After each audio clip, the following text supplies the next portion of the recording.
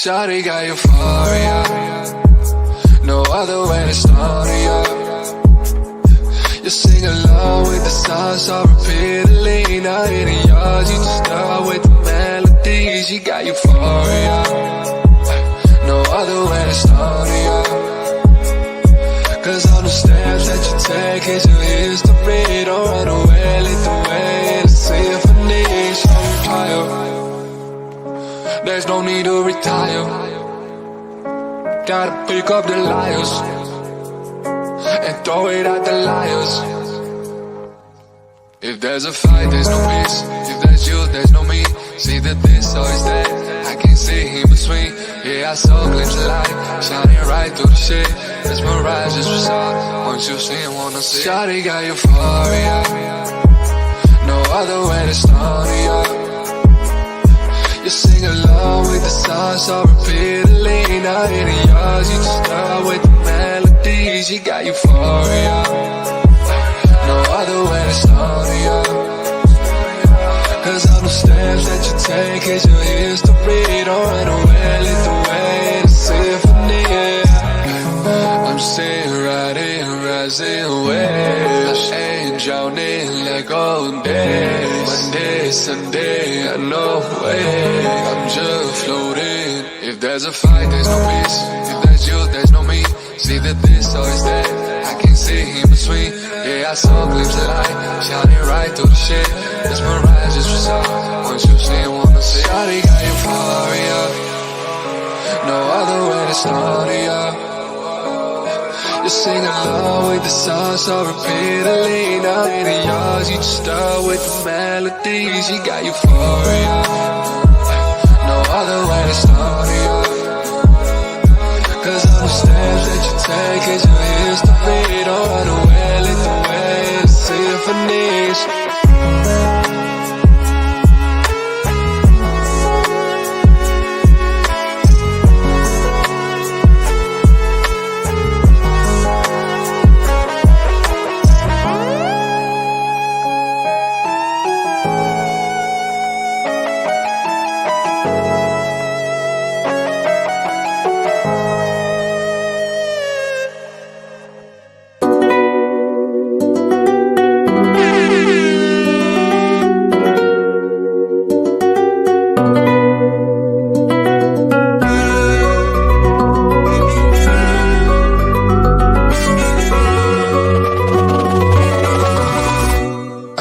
I just be smoking it too loud.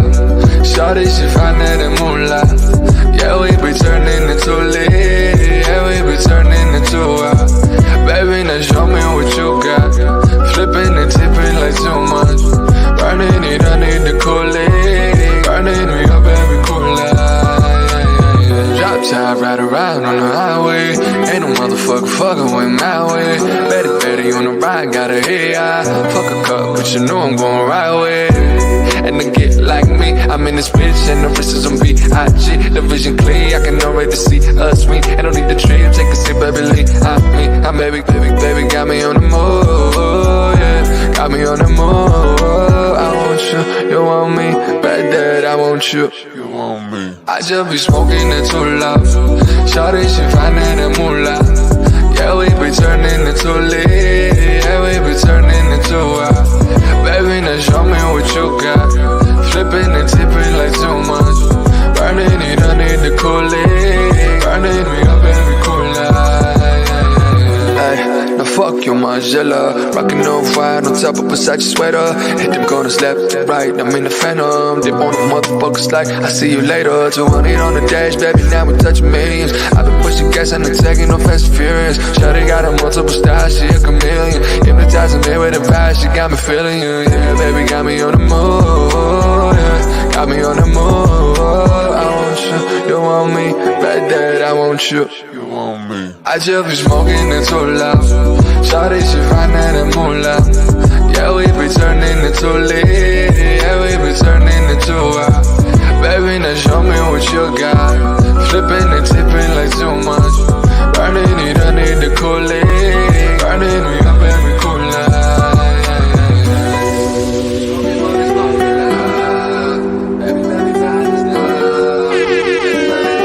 Baby, on the move, yeah. Got me on the move. I want you want me like that. I want you. I just be smoking it too loud. Shawty, she finding the moolah. Yeah, we be turning into lit. Yeah, we be turning into out. Baby, now show me what you got. Flipping and tipping like too much. Running it, I need to cool it. Running me up, baby, cool it.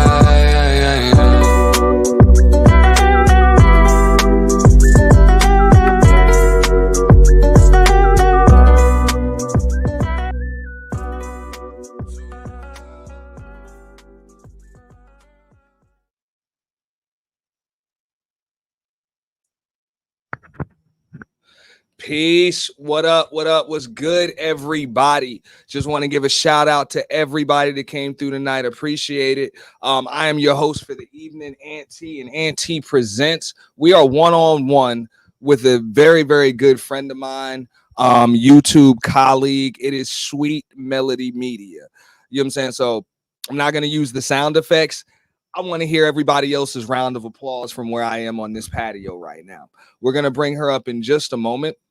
But one of the things that I want to just say, about Melody, Melody was probably maybe the third or fourth panel that I had ever come on. And of course, I didn't have a channel. Nobody in the space knew me. I didn't know anybody else.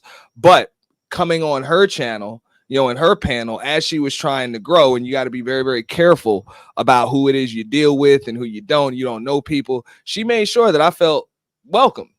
I felt welcome. I felt like I was part of the conversation, and it wasn't, any kind of, good old boys club or anything like that. And ever since then, hey, if she needs anything from me, she will get it, and vice versa, as far as I know. So without further ado, we are going to bring our guest of honor on the panel. I'm going to bring Sweet Melody Media.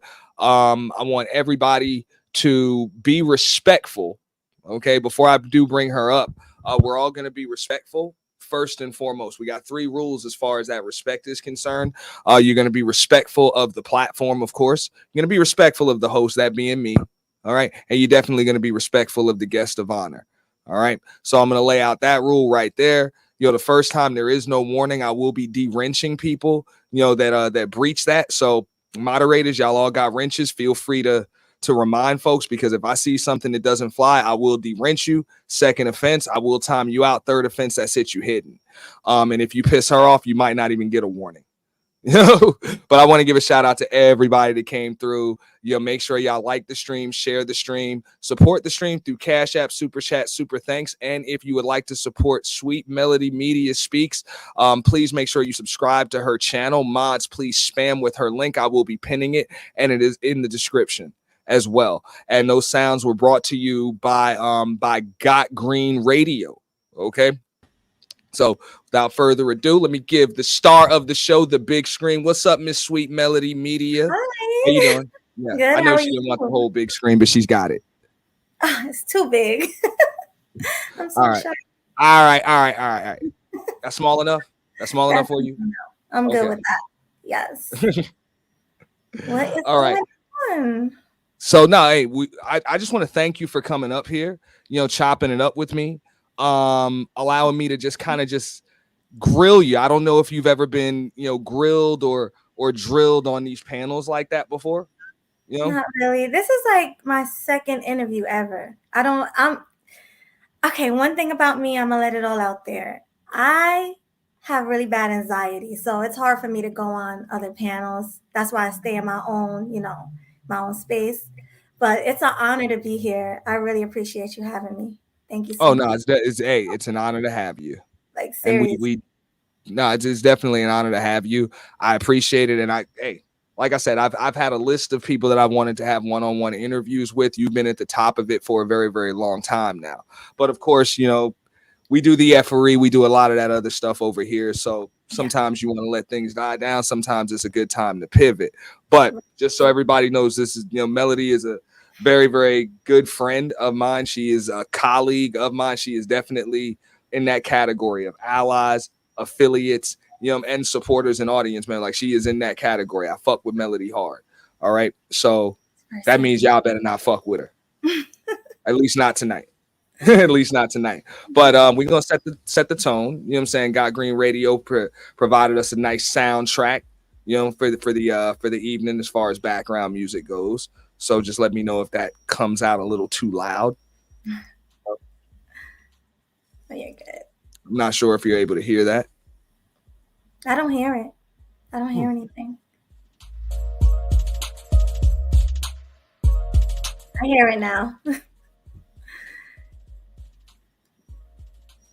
All right. So we should be pretty good. No, we're good. Sounds good to me. All right. So let me see what's up. Let me give a shout out to everybody in the chat. If you're not in blue, chances are you will be. I see you. We building over here. Tell Toya, Matt Mittens, the cynical one, Peace, DJ Witch Doctor, TD Tell him. I see you. Salute April Carter, AZ, Beat Bose, UFO Kamikaze 1, Strag Patrol in the building, Handling Jones. You know what I'm saying? DDO2D, DDSO2D. You know what I'm saying? I see you. You know what I'm saying? I saw Mahogany Roots and MJ as well as Baloo, Angela C. Thank you so much, everybody. And there goes Killer Swag. Salute, fam. Appreciate you. So let me see right here. I got my question. I actually took notes. I got prepared for this one. Okay. So here's what we're going to do. Off rip, we want to address the elephant in the room. Well, it's really not the elephant in the room, but I'm pretty sure this is a question that a lot of folks are going to have, you know, for you, mainly because, you know, a lot of the content, of course, it's like red pill content, which we'll touch on that in a minute. But in the space that we're in, you know, it's kind of like a black manosphere algorithm, or it is the black manosphere algorithm. You know what I'm saying? So a lot of the dynamics are between black men and black women. So if you can give us some background as far as your nationality, ethnicity, you know, your upbringing, where you're from. You don't have to go too deep into detail, you know, but I'm sure everybody would definitely like to hear about that. Okay, well, I am from New Jersey. I am black. My dad is African American, 100% black. My mom, she was adopted, but her parents are Dominican. So I don't know anything about that culture. So that's probably what you see a little bit of, but yeah, I'm black. Okay. What else you want to know? Okay, so you consider you or you are a black woman. I'm a black woman. Yes. You're a black woman. So when, you know, American black women, ADOS, FBA, you know, American Descendants of Slavery, Foundational Black Americans, when both men and women may come at you and they may say things like, who is she to speak on, you know, our culture? What would you have to say about that? Or what do you usually say? How do you usually answer? Well, I say I'm a black woman, so I do have the right to speak on it. Because a lot of people come at me like that. I'm like, no, I'm black too. I'm not no white woman. I'm not no Puerto Rican woman. I'm a black woman. I grew up in New Jersey. I was born and raised here, so that's all I know. Okay. All right. So that's the way you see it. You know what I'm saying? You're not one of those women that just feel like, look, I date nothing but black men, so fuck that. I'm a black woman because I got black men. You're like, you are a black woman. I am. No matter who you date. No matter who I date. I can date a white man, still a black woman. You'd still be a black woman. All right. Yes. So y'all got that from Miss Sweet Melody Media's mouth. You know, that is what it is. You know what I'm saying? This is a black woman. So that's what she says. And hey, I'm not arguing it. So if you can tell us a little bit about your just your introduction to the space, you know, right, and how that led to you starting the channel. All right, so I'm sure everybody started during the pandemic. Well, a lot of people started their channels during the pandemic. I was bored one day and I went on and someone named Rashida Strober popped up in my algorithm. And she was talking about dark skin versus light skin. So I was like, oh, wow, this seems interesting. This is some entertainment. So I clicked on it and I loved her. She seemed like a sweet lady. You know, I became a mod in her chat. And one day, a guy named Game Changer came and they did a show, light skin versus dark skin. So Game Changer made a light skin song praising light skin women. And to me, it was just entertaining. So I subbed to him. And from there, I met Kuda, MOT, Mr. Fantastic, Jessica X, and the list goes on and on. I met so many people. And that's how Okay. yes. So the people that you mentioned, I'm familiar with them. I'm familiar with their content. I think I've shared panels with them. I've shared panels, debates, discussions, done some of all of that. For the most part, that's like red pill content. So what drew you to red pill content? Or just the red pill space in general? Well, like growing up, I always had like the same, like pretty much our mindset, my mindset aligns with the black men because growing up, I was said, why do black women always have to walk outside in bonnets and pajamas? And why are so many black women overweight? It was just like the image of black women was just so bad. So when I found a space where a lot of people spoke about that, it just instantly attracted me. It drew me in because too Okay. many people just, the image was horrible. So Okay. that's what drew me in. And let me ask you this. When you say that the image of black women is horrible, because that's why I'm glad that we got that out of the way earlier. Maybe did you feel as though that was an insult to you, or it was a knock to you? You didn't like that image, and it was Absolutely. Yeah, well, mm, that's why like you took it personally. I took it personally. The image of black, like I'm a black woman, and looks matter to me. So to see black women walking around in bonnets and pajamas, and even the attitudes, yelling, screaming, on the phone, being loud and obnoxious, that really bothers me. It does. Mm, I want to see us do better because it makes me look bad. mhm. Like it makes me look bad and other black women like me who care about what we look like. So I want to see that change. Okay. Okay.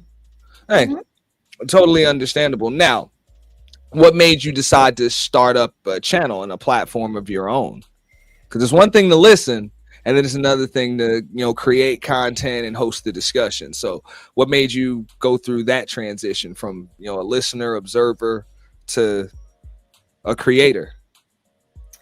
Um, just I don't. Well, Game Changer and Jessica X was telling me I need to make a channel instead of going on panels all the time, and they told me they thought I would be a really good content creator. So I took their advice. That's what's up. I see you, Nightish. I see you, Cassandra Brown. Quick super chat break, if you don't mind. Brief super chat break. Okay. So let's give a shout out to L Nixon, the voice of reason, with the $10 holler. Super chats are always appreciated and welcome. So he's also welcoming you. And he says he's coming out of retirement to support his Jersey family. What's good, Melody? Salute Ant in the chat. Shout out to Killer Swag. Back to the clouds. L Nixon, the voice of reason, goes. Every now and then he makes an appearance. So we appreciate that. L Nixon, you know what I'm saying, making it rain on Ant T and Sweet Melody Media. You know what I'm saying? Greatly appreciated.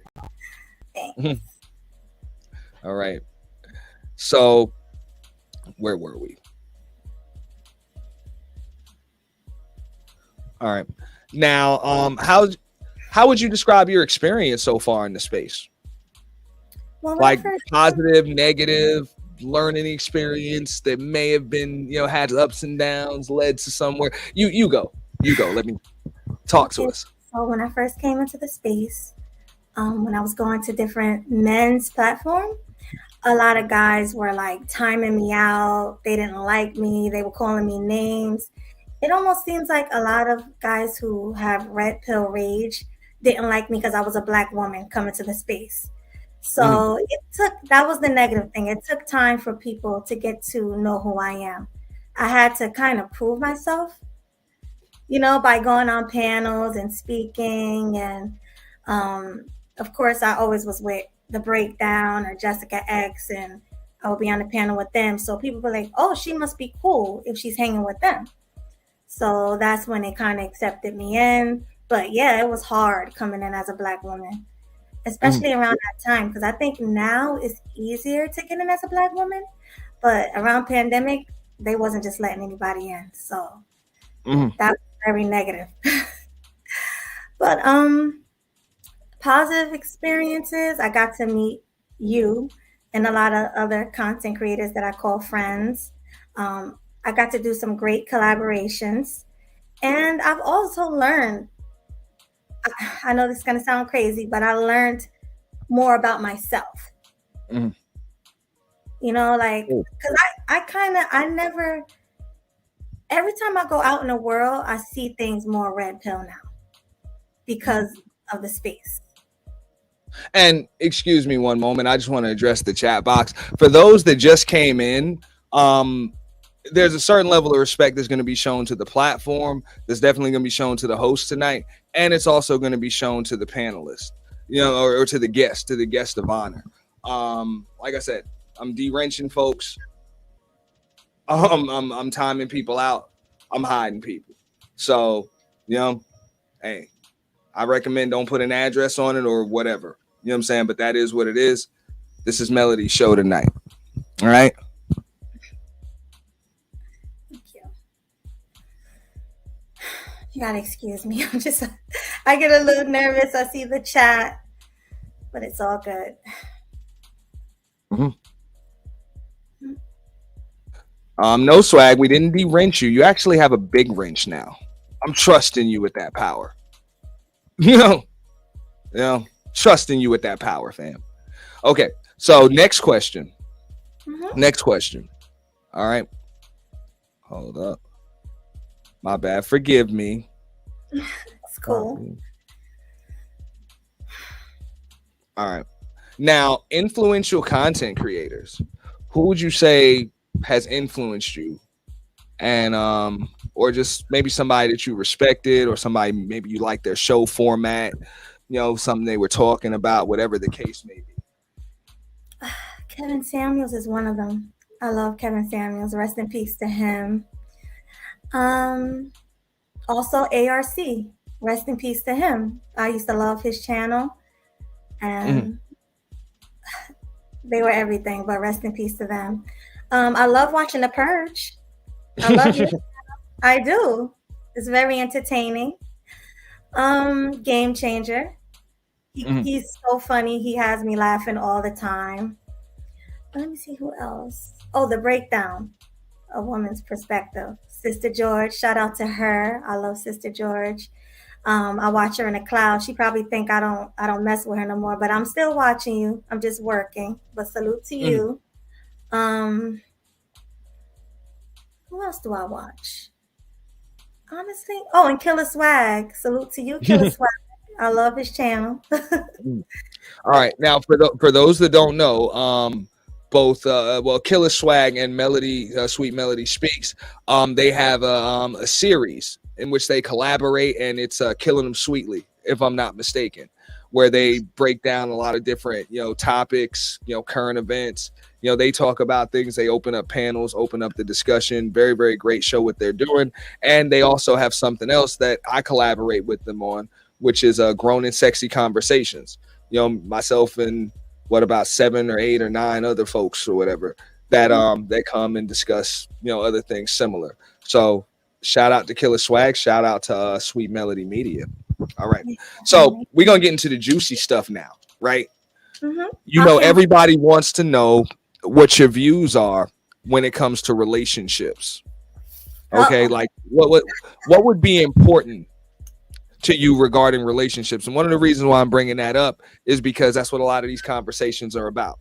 So if you want to talk to us about that. What's important to me as far as like a man is concerned, like what do I want in a man? Mm-hmm. Or what do you think is important in relationships, whether that be like trust, physical attraction, money, chemistry? Okay, chemistry first. Chemistry first, definitely, because you need to have good chemistry in order to be with somebody. You have to have good chemistry. You got to trust the man, because if I don't trust you, we're not going to be together. Money is next, because let's say, first of all, I'm not taking care of no man, no grown man. So you got to come in a relationship with your own money. Not saying you have to take care of me because I work as well. I don't believe in just sitting at home not working. I work as well. But money is important because if we have like a family, I want you to be able to take care of the kids. And I want you to be able to take care of yourself and your responsibilities as a man. And looks is last. Looks don't really matter that much to me, honestly. It's not like a deal breaker. As long as he's not like hideous, but but you can be light skinned, you can be dark skinned. He just can't gross you out. He just can't gross me out. But yeah, like it doesn't matter like really what you look like. Exactly. So you hear that? You know what I'm saying? She's like straight up. You can be all this shit right here. You know what I'm saying? I ain't going out. out. All of that right there. Or hey, shit, it can get even worse. Melody's cool with that. It can get even worse. Damn it. Okay. You know you're ugly. No, I'm just playing with you. I'm just playing. You know you're not ugly. But nah, that's what she said. She said looks come last. So what was that? Chemistry first, trust, and I guess the ability to provide money. You know? Okay. Money. So do you put men through credit checks? No, I don't. You make them verify what's in their bank account first? I don't do none of that. You check you check their references, call their job, verify the employment. Nah. I don't do none of that. So just out of curiosity, how would you really know what's going on when it comes to money with a guy? Well, he got to have a job. That's first and foremost. You got to work. When I get to know you, like if we say, hey, we're going to be in this relationship, then I want to know what's in your bank. Then I want to know how much you make. But that's not like a deal breaker in the beginning. You know, I don't think that's anybody's business when you're just dating someone, like what they make and all that. That comes later, you know? So somebody mentioned a damn good question that I kind of left out. Is there like in age bracket? You know? Well, I'm in my 30s, so I like older guys, like late 30s and up. Because I'm early 30s, so I like, as long as the guy is older than me. You wouldn't date a guy that's younger than you? Nah, I never. Even by like maybe a few months? No, I never dated a man younger than me. Okay. That's just me. I prefer not to. All right. I'm gonna ask one question on that. One more question. What if he were in the NBA? 2 years younger than you in the NBA. Been a pro since he was 18. Oh gosh. 2 years younger than me? Yeah. Or I'm sorry, I don't know her age. I just said that. But she's told me, but I purposely forgot it. Who? I say your age. But yeah, let's say veteran. He's been in the NBA over 10 years, whatever, and now he's 2 years younger than you. 2 years younger. I mean, like I said, I've never dated a guy younger than me, but I guess younger than me is not horrible. A year or two, but no more than that. I guess But I'm not looking right now, so I'm not. Okay. Yeah. Understand. I was just curious because I've heard women say they prefer to not date older men, and then they end up with an older man. And then I've heard women say they prefer not to date younger men, and then they end up with a younger man. So, I noticed that sometimes things change based on who you come in contact with. Yeah, who they are, what their level of maturity was. Because sometimes, you can get with people, and it's not that they have a certain level of maturity. A lot of times they can show you that you might not have hit that level of maturity yet. I know that from my own experiences. You think you know everything until you really, until you find out shit that you don't know. Exactly. So it's never too late. But what are your what are your views on gender roles as far as men, women, who should do what in a relationship? I think I like the traditional values. I think a man should be the provider and the protector, and I think the woman should be the helpmate and the nurturer. I think that like a man should go to work, make his money, and all that manly stuff. And a woman should make sure he's coming home to a nice clean home, a nice cooked meal, even a bath water, give him a nice massage, just be his peace when he get home. Take care of the kids. And she should also work. Like I believe in working. But I mean, if he makes enough money, I wouldn't mind being a stay-at-home mom to take care of the kids. Mm-hmm. But, that's what I believe. Okay. So as far as let's pretty much sum that up with the gender roles, you feel as though, for the most part, everybody should kind of hold their own weight. But as far as the work, the provisions, who actually does a bulk of the load, you believe that should go to the man? Yes. All right. I'm sorry. As far as the workload, financial load, but now as far as the womanly duties, you feel as though most of those around the house, well, I'm not gonna say womanly duties, but the household duties. The household. The children, the cooking, the cleaning, just everything, just making sure that the home life is in order. Right. And she can also like make sure that all of the appointments are booked, like the baby's doctor's appointment, the husband's doctor's appointment, groceries, all of that. That's a lot of work. All he got to do is go to work, make the money, come home, and she be his peace. She be his peace. Mm-hmm. Okay. So I'm assuming when you talk about gender roles, you say that that's a big part of what a woman is supposed to be doing. That's your opinion. That she's supposed to be his peace. Mm-hmm. Mm-hmm. That's big because when a man is out and he's out in the world, people beating him up, especially he a black man at that. People are not treating him that great. So when he come home, he needs somebody to nurture him, take care of him, massage his feet, massage his back, all that good stuff. So. Now, my next question, what do you think would be holding not just people in this space, but I think the conversations probably open up a lot of things. What do you think is holding both men and women, back in a lot of these relationships? I'm sorry, give me 1 second. Mm-hmm. All right, let me see what y'all got to say in the chat. I want to thank everybody for being respectful. You know what I'm saying? Even if y'all choose to disagree, for the most part, the chat box has been extremely respectful, and I appreciate that. I appreciate that. A few of y'all got big wrenches out there, so if anybody crosses that line, y'all know what to do. I'm sorry, I was doing something. I'll be right. That's all good. Take all the time you need. Thanks. Take all the time you need. It's your plane. It ain't gonna leave without you. Yeah.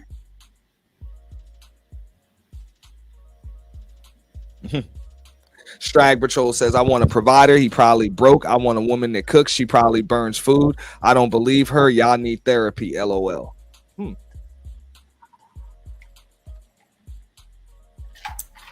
Okay, I'm back. Let me turn my camera back on. Okay. Now, let me see here. Now, yeah, they're giving you a little bit of pushback as far as how hard black men have it. So if you want to elaborate on that, you can, but it's the chat box. It's just me and you here. If you want to elaborate on that, you really don't have to. But what do you think would be, just based on your opinions regarding relationships, what do you think is holding a lot of men and women, back from getting what they want in relationships? Because I've just noticed that I just see a lot of unhappy people. I think you probably see the same thing. Yeah. Well, women are not being cooperative. A lot of times they're not submitting to their man. And I'm not saying a woman should go and submit to everybody, but if you have a husband or a boyfriend, you should definitely submit to your man. Women want to be too independent. They want to reverse the gender roles. They want to be the breadwinner, and the one out making all the money, the one they pretty much, they don't want to feel like they need a man. A lot of these, even though they have a man. So then the man is like, well, damn, where do I fit in? Where do I, you know? um, what else? Oh, and the women's attitudes is definitely holding them back. And not just Black women, but Western women, like in general. Their attitudes is like crazy. You want to give us elaborate on that, and then feel, because a lot of people would say that you going hard on the women. So if you can just, well, hey, you allowed to do that, but at the same time, if you can just speak on anything that you think, because I asked you if whatever you think is holding both men and women back, but if you can elaborate as far as the attitude thing, what do you think is so bad about the attitudes? Oh man, women yelling in their man's face, not wanting to cooperate or listen.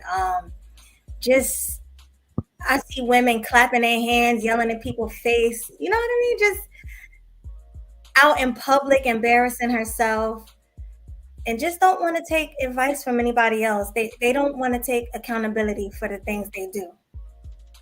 That's what's holding women back, pretty much. Now, what's holding men back, a lot of men don't know their worth. A lot of men are going around messing with anybody, any type of woman, having babies with a whole, just doing a whole bunch of crazy stuff. And that's really what's holding men back. I feel like men should choose better, when they choose women. And I also feel the same about women. I think women should choose better as well. It's like they're picking Keishas and Pookies and Ray Rays and then complaining about it. Definitely know your worth. That's going to lead to my next question, because I'm going to kind of dance around. I know you kind of knew a lot of the things that we were going to cover tonight, but you just mentioned terms like Pookie, Ray Ray. Yeah. All right. Now, a lot of people, in this space, they like to use the term with you of a pick me. Okay. So if you can give some context as far as to why do you think they call you a pick me or a mammy? Well, there's somebody in the chat right now who always call me a pick me and a mammy, but I'm not going to go there. But the reason I think they call me that is because of the things I'm saying right now, because my views do align with a lot of the red pill talking points from men. And a lot of women feel like I'm betraying them. I'm betraying the sisterhood, like I shouldn't be on men's side. But I've always felt this way since I was young. Growing up, like I said, I've seen a lot of women out there in the streets just loud and ghetto and looking bad and hair all over the place. They don't care about their image. A lot of women don't got no edges. It's crazy. It's crazy. So they call me a mammy because I tell the truth. And I hold women accountable for the things that they do and the things that they say. So a lot of, you see, it's people in the chat. It's a couple of women in the chat right now. Just, they don't agree with me. So those are the type of women. They're gonna have to respectfully disagree, or else, you know what I'm saying? We got snipers on deck. Like we got snipers on deck. Exactly. The same controls and power that I have, they have. Okay. So, but quick super chat break right here from Strag Patrol in the building. And I don't know if there's a little sarcasm, cynicism, whatever, but wait, are the same women who repeatedly drag men for not holding men accountable have an issue with a woman holding women accountable on this app? Say it ain't so. Exactly. I'm on duty. Strag Patrol is on duty. Shout out to Strag Patrol with $10 holler, man. Shout out to you, Strag. Somebody got to hold them accountable. Somebody. They're not going to hold themselves. Okay, now, I got to play devil's advocate with you, because when I came into this space, I personally came in to address, a war on masculinity. I felt as though, a lot of these issues were that, for whatever reason, men aren't going through their transitions into manhood. Once a man goes through his transitions into manhood, for the most part, things just tend to fall in line. It doesn't mean that every woman's just going to, stack up, match up, and just straighten up. But for the most part, he won't have to deal with certain types of women because it's just not going to be, he's not going to have time for it. You know, when he's handling his thing, only those that provide balance will be there. So I went in on a lot of dudes really, really hard, really, really hard. You know, and some of the things I've lightened up on, some of them I've doubled down on, you know, since then. Is what else do you think dudes are messing up with? Because you mentioned the term pookie. Do you think it's just that they choose the wrong women, or do you think there's something that they're lacking too? Some men, let's be honest, some men, they're lacking things as well. They don't know how to lead.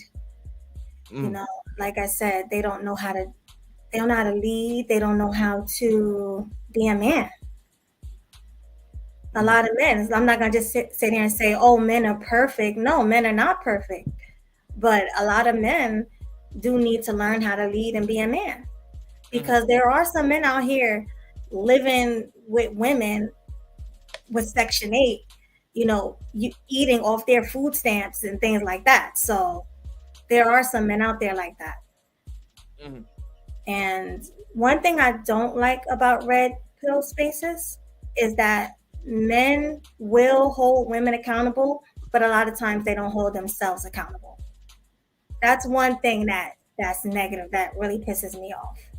Okay, when you say men aren't holding themselves accountable, do you mean that's for the bad choices they make or for what it is that they're lacking? Both. Bad choices, they may be lacking something, you know, but they just want to point fingers and blame the women. There's a lot of men like that. Not saying all, but I do see a lot of men like that. Well, you know, what could you do to get a better woman? And a lot of men are doing something about it. A lot of men are traveling, going overseas, finding the woman that they are looking for, the sweet, submissive, feminine woman. You know, if they're going to complain about women, go overseas and get the woman that you want. Just don't sit here and complain and don't do nothing about it. That's what I would say is the men's problem. Okay. Totally understandable. So personally, what would your relationship goals be? Where would you want to be in, we'll say 10 years, relationship wise?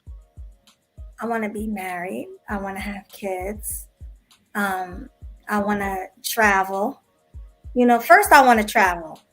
Then I want to get married and then start a family. Those are my 3 relationship goals that I want to do. All right. That's what's up. So y'all hear it. She's got those goals. We don't know if she's taking or not. If she wants to say whether you want to tell them whether or not you're taking. I don't like talking about my relationship status on here. You don't have to. You can plead the 5th. You know? I'll plead the 5th. Yeah, that's what's up. So that's nobody's business. If you're lucky, whatever, you might find out. Maybe she'll DM your ass. All right. So let's talk about the goals that you have for the direction, for your own direction and your own brand, as far as not just this platform, but just social media in general. Well, that's a good question. Like what does Melody enjoy? Well, I do enjoy doing content with my co-hosts. You know, I like to talk about current events, you know, what's going on and have panels. That's pretty much what I like to do. But I do want to get to young Black women, especially because, like I said, my channel is mainly about the image of Black women. That's really what I'm going to focus on. So that is my goal, to see the new generation of Black women coming up, listening to me and doing what the men want them to do. Because I usually bring men up on my panel and they're telling y'all what they want. They want y'all to stop walking around with PJs and bonnets on. They want y'all to change our attitudes. They want y'all to be more feminine, because that's another problem we have in the Black community. Not enough feminine women. And if you look at other women in other communities, those women are like, their femininity they exude femininity. You know, none of them are manly like a lot of women here. You know, you look at a woman the wrong way here, they might smack you. Like, you know, so you got to be careful. Like, I just want to see Black women do better. That's all. That's my goal. Okay, that's what's up. I think we are. Hey, look, I want to see Black women do better. I want to see Black men do better. I want to see every damn body do better. I don't have a problem with that. Shout out to Deacon Dave with the $3 super sticker, man. Appreciate you, fam. That one off of here. Yeah, I want to see Black people as a whole do better. How about that? Yeah, we want to see everybody do better, without a doubt. Without a doubt. It's just a lot of people may listen to you and they would say that you're kind of one-sided, like you kind of rough on the women, but it's like the men don't make no mistakes, and they just don't. You know? No, they definitely do. Yeah, nobody's perfect, but because I'm a woman and I'm a Black woman, I really go hard to see us do better. I want us to do better as women, you know. So. Now, like, I know this for a fact. I'm pretty sure there are, you know what I'm saying, opinions that you have about what it is that men just aren't doing because you don't fuck with everybody. You know, pardon my French, you don't fuck with, you know what I'm saying? You would fuck with a whole lot more people, and they would be more than willing to fuck with you if you thought that men could just do no wrong. But I'm pretty sure there are just certain people that you get that vibe where it's like, look, you don't fuck with them. Would that be safe to say? That people think that I don't fuck with them? I'm sorry. Well, no, not that people think that, but for the most part, like, you kind of have a radar. You know, because you said like chemistry first. So I'm assuming there's certain people that might just give you, like certain dudes that just give you that vibe. So those that call you a pick me, for example, they assume that you just agree with men just because they're men. Or they think I just pander. That's why they call me a pick me or a man. Yeah. But I'm trying to just get some clarification or give everybody some context that's listening. I think that you kind of just, I don't know, maybe your antennas just kind of stick up, you know, like it's more of something like when you think somebody's full of shit, you just know it. You know what I'm saying? There are no X's and O's. There's no analytics, statistical, empirical data to break it down. You kind of just know. I just like know. I think it's because I'm an Aries. I'm an Aries, so you know, I just know these things. Okay. All right. Now, as far as the space is concerned, with your mark on it, I know you said your concern is to, you know, get through to Black women, younger Black women. Okay.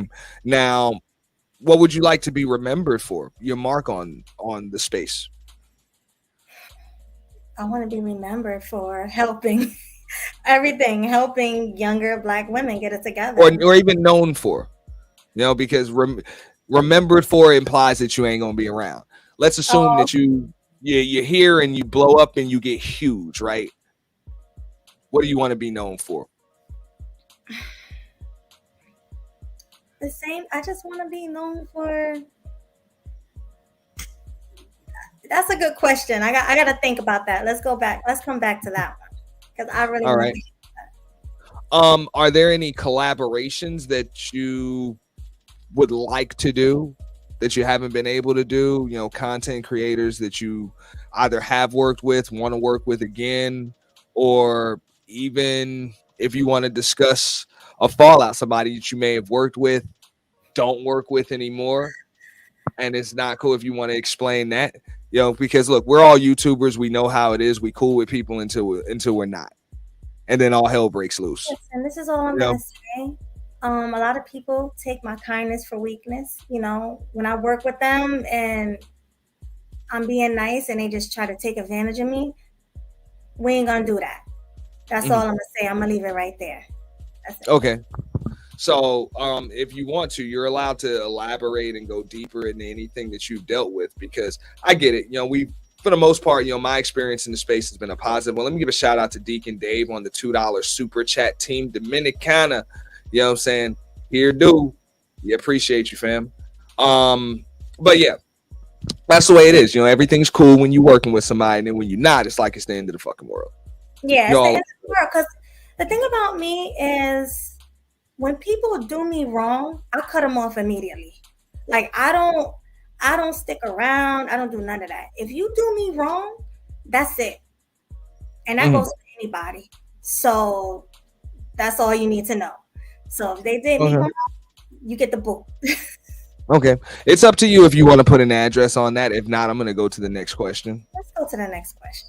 Okay. I don't want to be too messy up here. Okay. Hey, you're allowed. Like I said, it's your show. They're going to blame me for whatever's said, you know what I'm saying, in the panel or on the chat. So I'll take, full responsibility for whatever, Melody spews tonight, but it's her show. I'm lending her my platform. She's in charge tonight. And somebody said the jersey will come out of me. You damn right. You damn right. You mess with me, like, I'm quiet, I'm nice, I'm sweet, all that. But once you do me wrong, the jersey will come out of me. So that's all I'm gonna say. So let me see here. Next question. All right. Now, why do you think collaborations in this space, like most of them, they don't work? Why do you think that is? Like, people work together at first and they don't? Because I see here, you seem to have a very, very good network, close-knit team, and you guys work extremely well together. I know things probably haven't always been, peachy and all of that other stuff, but for the most part, we don't really hear about it. Or didn't hear about it. If it was just a isolated incident, it's not something that was all over the space. I didn't see people getting tagged. Damn sure I ain't see Sweet Melody Media, get tagged in anything. So what do you think is holding other YouTubers, content creators, social media influencers back from collaborating and working with each other the way you and Game Changer do, or the way you and Killer Swag do? Jealousy, pure envy, pure jealousy, money. What else? Like just jealousy. Like, let's say you both have your own platform, you might collab together, and you know how you both get super chats or something like that. And if they see you getting more super chats, like, people pretty much F with you more than they F with them, that envy just starts spewing out of them. You know what I mean? And that's pretty much it. Envy when it comes to the content creators, in my opinion. Yeah.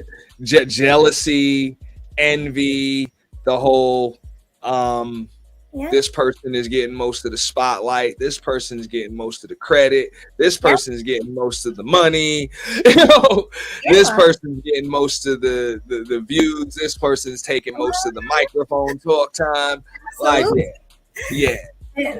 I don't understand why people are like that. We're a team. We're working together.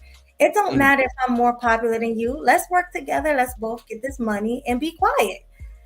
And maybe you'll be as popular as me one day. But, just enjoy it. I'm helping you. You helping me. That's it. That's the way it should be. I mean, I've always seen it like this.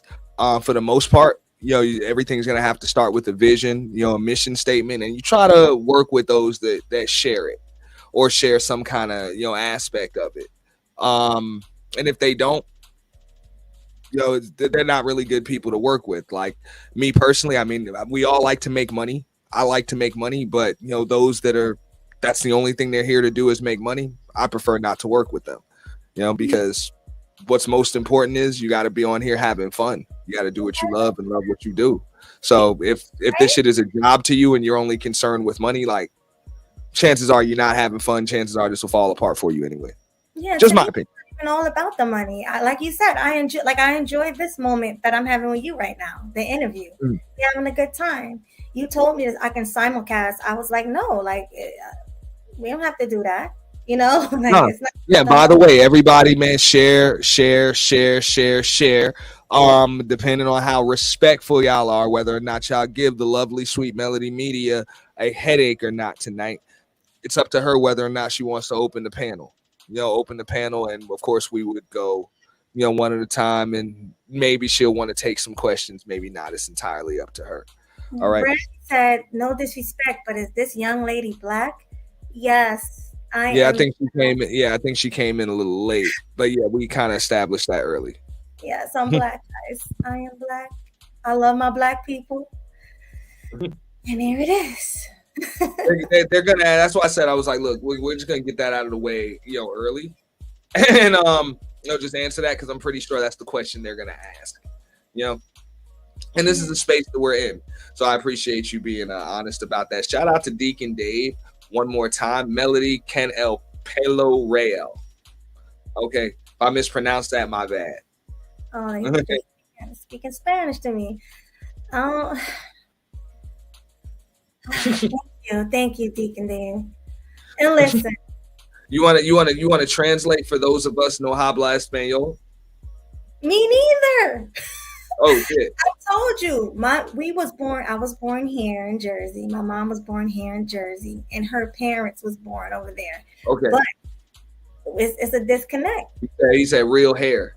Strag Patrol said real hair. Yeah, and then I see. Let me shut up. I see people hating in the chat. I think that's a wig. Nobody hating, man. I got 5 British pounds from Jessica X in this bitch. Shout out to Jessica X. You know what I'm saying? She said, "Let's go, Auntie and Melody." Shout out to Jessica X. I miss Jessica X.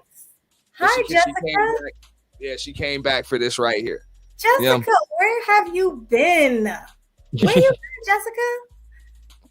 I mentioned you earlier. I was saying that when I started my channel, you and Sister George and a couple of other people was like, you gotta do a channel. I let them know that. Okay. Look, you got Jersey. Jersey's in the house deep for Melody tonight. You know what I'm saying? Jersey. Sincerely yours, Nadia. You know what I'm saying? Hey, Jersey is in the house deep. And I know we got Jersey in the clouds. I know we got that. You know what I'm saying? I know we got them in the clouds. They on deck. They on guard right now. So shout out to everybody. Appreciate that. I know we got a lot more. Where you been, Jessica? Oh, sorry. I'm sorry? No, I was saying, where's she been? Where you been, Jessica? No, I haven't seen her either. But I'm like, yo, she came back for this one right here. So we do appreciate that. Thank you so much, Jessica. For coming out. All right. So let me see here. You kind of covered a bunch of the stuff that I wanted to talk about. Okay, what do you think about terms like? Because I know we mentioned the whole Pookie and the pick me, but the terms that people and labels that people put on people. So you hear terms like pick me, you hear terms like hyena in this space a lot. Hyena. Okay. Hyena, and I also hear, what's the other one? Chameleon. Yeah. You hear so much. It's crazy. Yeah. Chameleon, pick me, hyena, mammy. That's what they say to describe the women. And then you hear terms like simp, pookie, beta. I'm not gonna say trick because trick is a trick. That just kind of is what it is. That has a definition. But what do you think about those terms and those labels? Well, if it don't apply, let it fly. Like, to me, when people call me mammies and pick-me's, it don't apply to me, so it don't really bother me. And even Game Changer made it so that it wouldn't be a negative thing. Like, yeah, I'm a pick-me, I want to be picked. Go ahead and call me that. Like, that don't really bother me. I don't pander to men, so that don't apply to me. Just like simp. A lot of people like to misuse the word simp. If a man is taking care of his woman and providing and protecting and doing what he got to do, people automatically want to say, oh, you a simp for your man, you a simp for your lady, sorry. But simp really means that you go above and beyond for someone who don't really go above and beyond for you, like you're doing too much. To me, that's what it is. So people need to learn how to use the words correctly. That's my take on it. Okay. So yeah, you think a lot of those things are just being used out of context.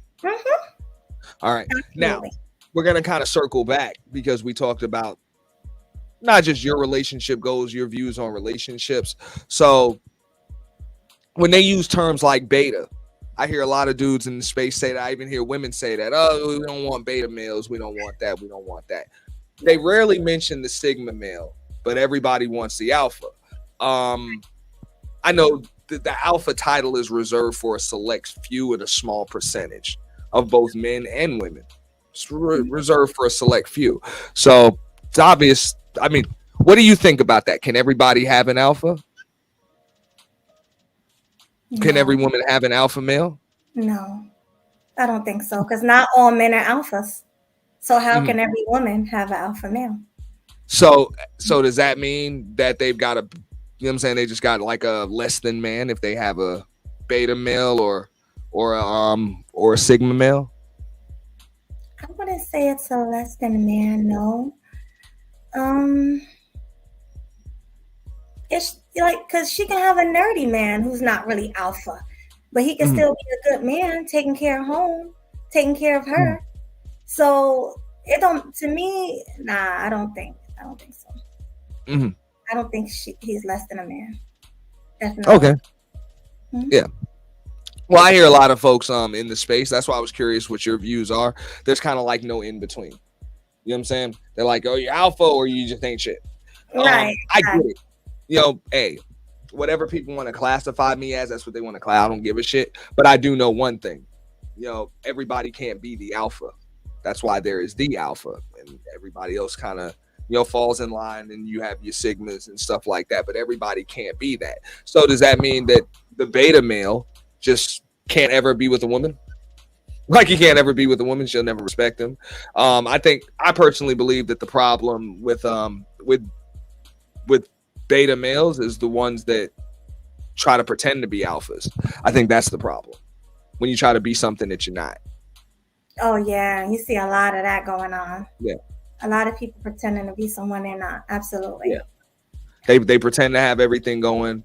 And then of course when you're talking about dating and relationships, you know, they want to be in charge of everything, but these guys can't even tie their own shoelaces. They can't tie their own shoelaces, can't do their own laundry. You know what I'm saying? Really can't even really make ends meet, can't keep a job, can't, you know, start a business. Like they've never been in charge of anything. But then yet woman, you better listen to me. You better be submissive. It's like, nah, man, a guy like you might have to delegate some responsibilities and a little bit of authority. That's true. You know, Got a point there. so I personally don't think it's necessarily a bad thing as long as everybody knows what they are. You know? Right. Right, because some women like that. Some women like beta males or men that's not alpha, and they want to be the what do you call that? Oh, you got super chat. Yeah. Shout out to my uncle Evan Williams. Yo, I'm lost on that one, but I appreciate it. You know? No, I was saying, some women like to be dominant over their man. So I guess it just depends on what kind of man you're looking for. Mm-hmm. Let's see what else we got here.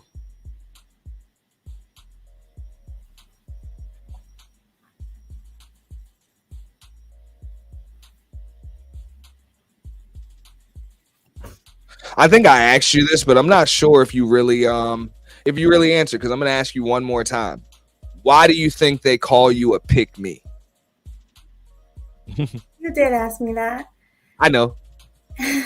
Because I pretty much I speak about holding women accountable. Okay. Okay. Okay. Fine. Mm-hmm. Well, I mean, look, I was told when I first came into the space that hey, men should be handling men and women should be handling women. That's what I was told. And then when I saw men handling men, people just got their popcorn and they fucking watched. And then when I saw women, you know, handling other women, they got ganged up on. You know, they got ganged up on, not by men. They got ganged up by each other. You know, for that. It was like kind of like against the sisterhood code. So what do you think about that? I see you, Miss Mona. Peace. Yeah. But what do you think about sisterhood codes and all of that stuff? Do you think it's a good thing? Do you think it's not being used properly? It's not being used properly. People use the sisterhood to pretty much gang up on men usually. Mm-hmm. Like I hear them calling men dusties and, you know, saying that women you don't need a man, do what you got to do without him, be independent. You know, they pretty much use feminist rhetoric against men. Okay. Yeah. All right. So Yeah. So when I say like sisterhood code, it's pretty much like women can do no wrong. Yeah. Like bottom line, if he cheats on her, it's his fault. If she cheats on him, it's his fault. You know, like it's all his fault. You know? Yeah, everything is his fault. They don't. Yeah, They don't it's all his for fault. anything. You know, no Right. matter what. Yeah, that's just pretty much what it is. Mm-hmm. Everything is his fault. She can do no wrong. Right. Exactly. All right. Like, they don't- I mean, I don't think there's a problem with a sisterhood, just like there wouldn't be a problem with a brotherhood. The problem is when people start co-signing bullshit. You know, Exactly. like if there's gonna be a sisterhood or if there's gonna be a brotherhood, you know, a brotherhood's gonna have to hold each other accountable. Right. You know, like at some point, not everybody can be a member of certain clubs. Like you're gonna have to conduct yourself a certain way. There's got to be some kind of code of conduct. You know? Mm-hmm. You think that's what the sisterhood's missing? Or Yeah. hey, let's go to the whole brotherhood as far as the fellas are concerned, because you kind of made your bones in the manosphere, black manosphere space. So what do you think about the fellas first? I think men are doing what they got to do. They made a space for themselves, go to the manosphere. You know, they on cool. They come here. From what I understand, before I came, they spoke about men's problem, not just women. From what I understand, like they spoke about making money and all of that. But now it's like they speak more about women because they doing it all together. They're like, hey, this is what we need. We need more feminine, submissive women. And it's like, look at Kevin Samuels. He was in the manosphere doing the same thing, saying, you know, and his message got out there. So I feel like by the men forming a brotherhood, they're actually getting a message out there and doing what they got to do. Whereas women, they don't try to find a solution. I feel like they more like just call men names, dusties, and all this other stuff. They're not trying to find a solution for men being dusties. You know, they just want to be mean and call them names. So now that's what's up. So I want you to think about whether or not you want to open up the panel. All right, we're going to take a minute. You know what I'm saying? Because we got a big boy super or a big woman super chat. You know what I'm saying? From Miss Mona, who is the official stream sponsor at the moment. You know what I'm saying? So shout out to Miss Mona. We got a video for her. We appreciate you.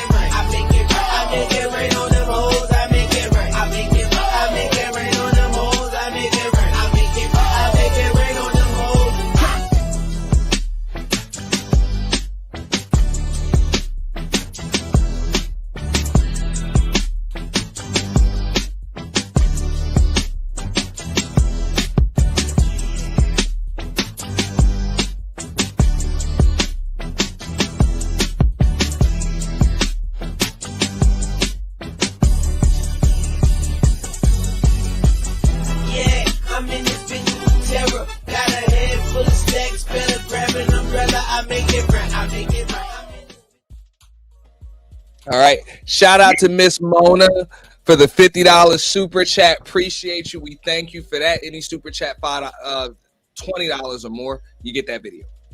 You get that video right there. You know? All right. So, yeah. So people are like, oh, why she get the video? Because she's special. Yeah, she's special. Her shit in purple. You know? And orange one will get you that too. You know, an orange one will get you that too. So, have you decided whether or not you want to open up the panel? Because you've answered all of the questions that I have. I can come up with some more. I can come up with a whole lot more. But they don't want to hear my questions. I don't even feel comfortable asking them. I might just lose a friend. So, don't want to do that.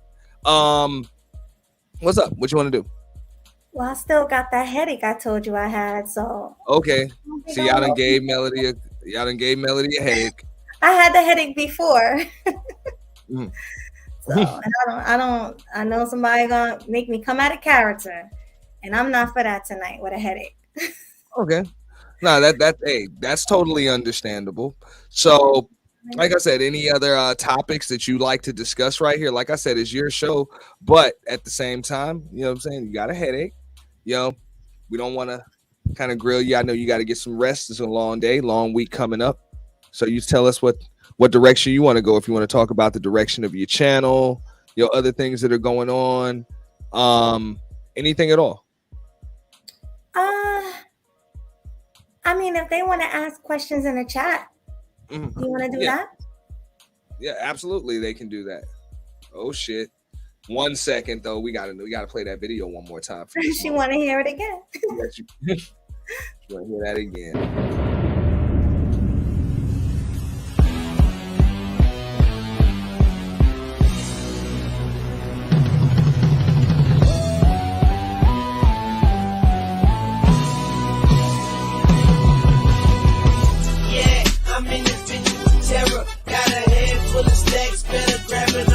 I make it right, I make it right. I'm in this bitch terror. Got a handful of stacks, better grab an umbrella. I make it right, I make it right. Make it rain on them hoes, I make it right. I make it right, I make it rain on them hoes, I make it right. I make it right, I make it rain on them hoes, I make it right. I make it right, I make it rain on them hoes.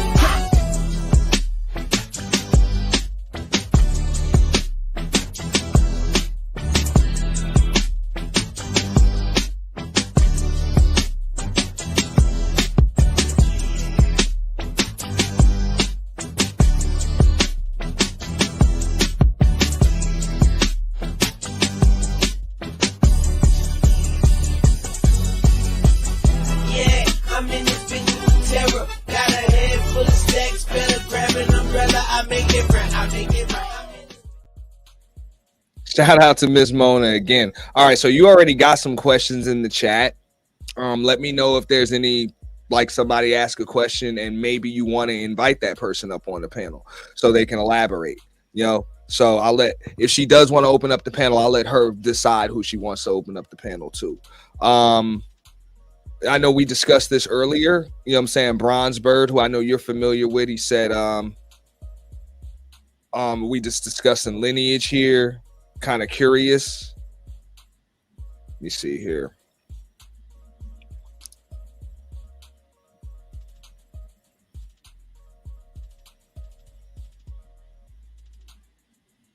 All right. So yeah, put them in beginning now because I can't go back too far. We got Hustler and Muscular that says, what is your definition of a real man? Unquote. A leader, a provider. Mm-hmm. Someone who can take control. Someone I like a man who can be a gentleman, but at the same time be hard. You know what I mean? I like that. So yeah, okay, that's my definition of a real man. Okay, that's what's up. Mm-hmm. Let me see. Damn, everybody want my super chat video. It's for sale. Everything's for sale. Everything you see here is for sale with the exception of Miss Melody Media. Okay? Everything else is for sale. So we are open for business. We stay open for business. In this bitch, everything is for sale. On the contrary to popular belief, whatever, man. We are open for business. Everything is for sale, damn it. Okay? We ain't just back to business. We was never out of business. All right? So cool. Just let me know. Y'all got my links for the most part. Y'all all know how to get in touch with me. You know what I'm saying? Hit me up on IG. Yeah. Hit me up on IG. Leave comments on my video. Anything that I could do. If I can't get it for it, you know what I'm saying? If I don't have it, I'll get it for you. Anybody that may have hit the Cash App, I might have forgot that, but how much you cost?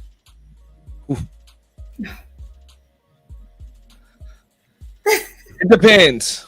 It depends. That's funny. Yeah. You're allowed to plead the fifth on that. As a matter of fact, you don't even have to answer My that one. body count. Yeah. I'm not Brittany Renner, okay? I don't Yeah. talk about stuff like that. So I plead the fifth. And the questions are from Melody. If y'all got questions, in Melody's chat. Oh, I'm sorry, for Melody in the chat. You know what I'm saying? Put the number Q. Appreciate that. Let me know that there are questions there. I would appreciate that. Everybody's like, yo, how much? We'll talk about it. We'll talk about it. All right.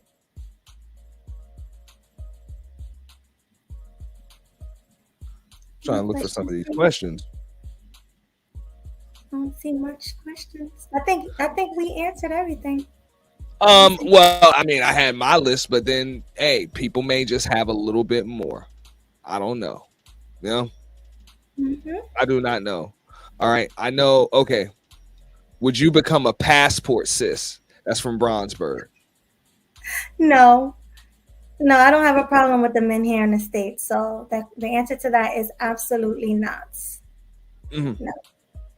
Okay. You wouldn't become a passport sis? No. Okay. Most women go overseas just to, find penis. Mm-hmm. Not even a relationship, to get penis. You saw those videos of the women going to Jamaica, letting the men like massage them and doing all that other crazy stuff. So I say questions from Melody. People asking me about wrenches and stuff. Okay.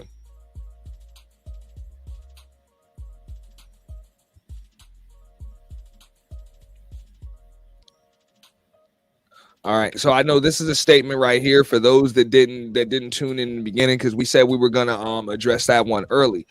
Cynical One's kind of clearing things up for you in the chat. She says you're a product of Dominican and American descendants of slavery. Correct? Correct. All right. So, you know what I'm saying? Therefore, Melody is a black woman. Okay? Okay. Now, first question, we got Q's in the chat.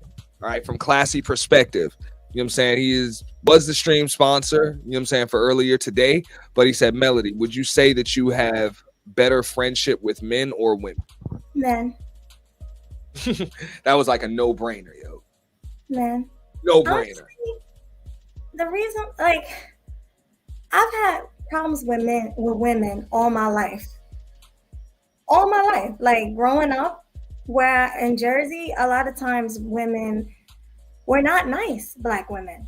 And that's another thing I didn't understand. Like, we the same, we look the same. Like, why are you not nice to me? They just not nice. They always have an attitude, always rolling their eyes. If you say hello, you say hi to somebody, they look at you like you crazy. Oh, forget about it. If you step on their foot or you bump into them, oh my God. They don't want to fight. I had a woman get an attitude with me one time for not looking at her.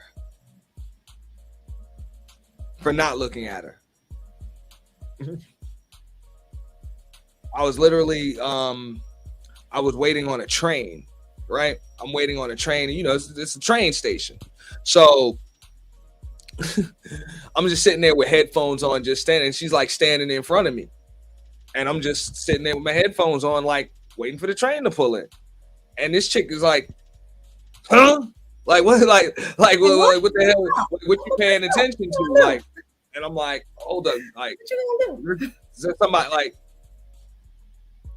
You weren't in my line of sight, so why the hell am I supposed to be looking at you? I mean that's just the way it is. All right, so did you answer that question? Would you marry Game Changer? Did I ask that? No. Okay. Next question. All right. Go ahead. I'm about to answer whatever. Go ahead. All right. So we're gonna wish Marvel 318 a happy, healthy, speedy recovery. You know what I'm saying? He said, great stream, Auntie. This has helped your boy while he's recovering from kidney surgery and the pandemic thing. So much appreciated. Nah, man, I appreciate you, Marvel. Appreciate you as I appreciate all supporters and all members. Appreciate you. All right. Hold on, let me plug. My computer came out. I'm about to plug it back in. Give me 1 second. No, that's all good. Take your time. We got the next question right there. Okay, I plugged it in. Question. Okay. Can you let see me the put it screen? up. Yeah, I'm just about to I'm about to take it off. Question. Okay, let me see. Do you believe manosphere dudes can be simps? Anybody can be a simp. So absolutely. If he find the right woman that he really want to go crazy for and go hard for, he might. Absolutely. Okay. Now, those with wrenches, mods, please put Sweet Melody Media's link in the chat. I would appreciate that. Thank you, and so would she. Okay. Next one. Next question comes from Sugar Bum. All right, and the question is, why isn't she married if she's such a catch? She got laughing emojis. You always be trying to do that. Don't do that. Okay. Don't. I thought you was gonna behave. I thought you was gonna behave today, Sugar Bum. Like for real. She's Hindi rich for the evening. And I mean, I thought you was gonna behave today. It's not a disrespectful question, I don't think. There's a little bit of shade on the end that if she's such a catch. You know, like she didn't have to do that. But you want to answer that when they ask, like, why aren't you married? And let's assume it didn't come from Sugar Bum. Ain't I married? Why ain't I married? The same reason. I was about to say, she never said whether she was or wasn't. Right. You don't know. The thing about me, I'm a mystery. You don't know if I'm dating, if I've been dating somebody for 20 years. You don't know what's going on with me. So we're gonna leave that alone. Okay, there we go. Next. Okay. All right. From Bronzeburg, what lady content creators would you want to collab with?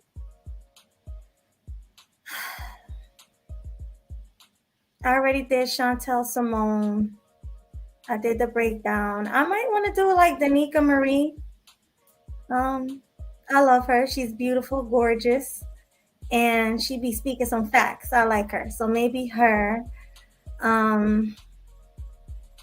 Yeah. That's about it. I don't really have like favorites. Okay. Keep them coming. I'm not scared. I'll answer your questions. Keep them coming. No, we got more. All right.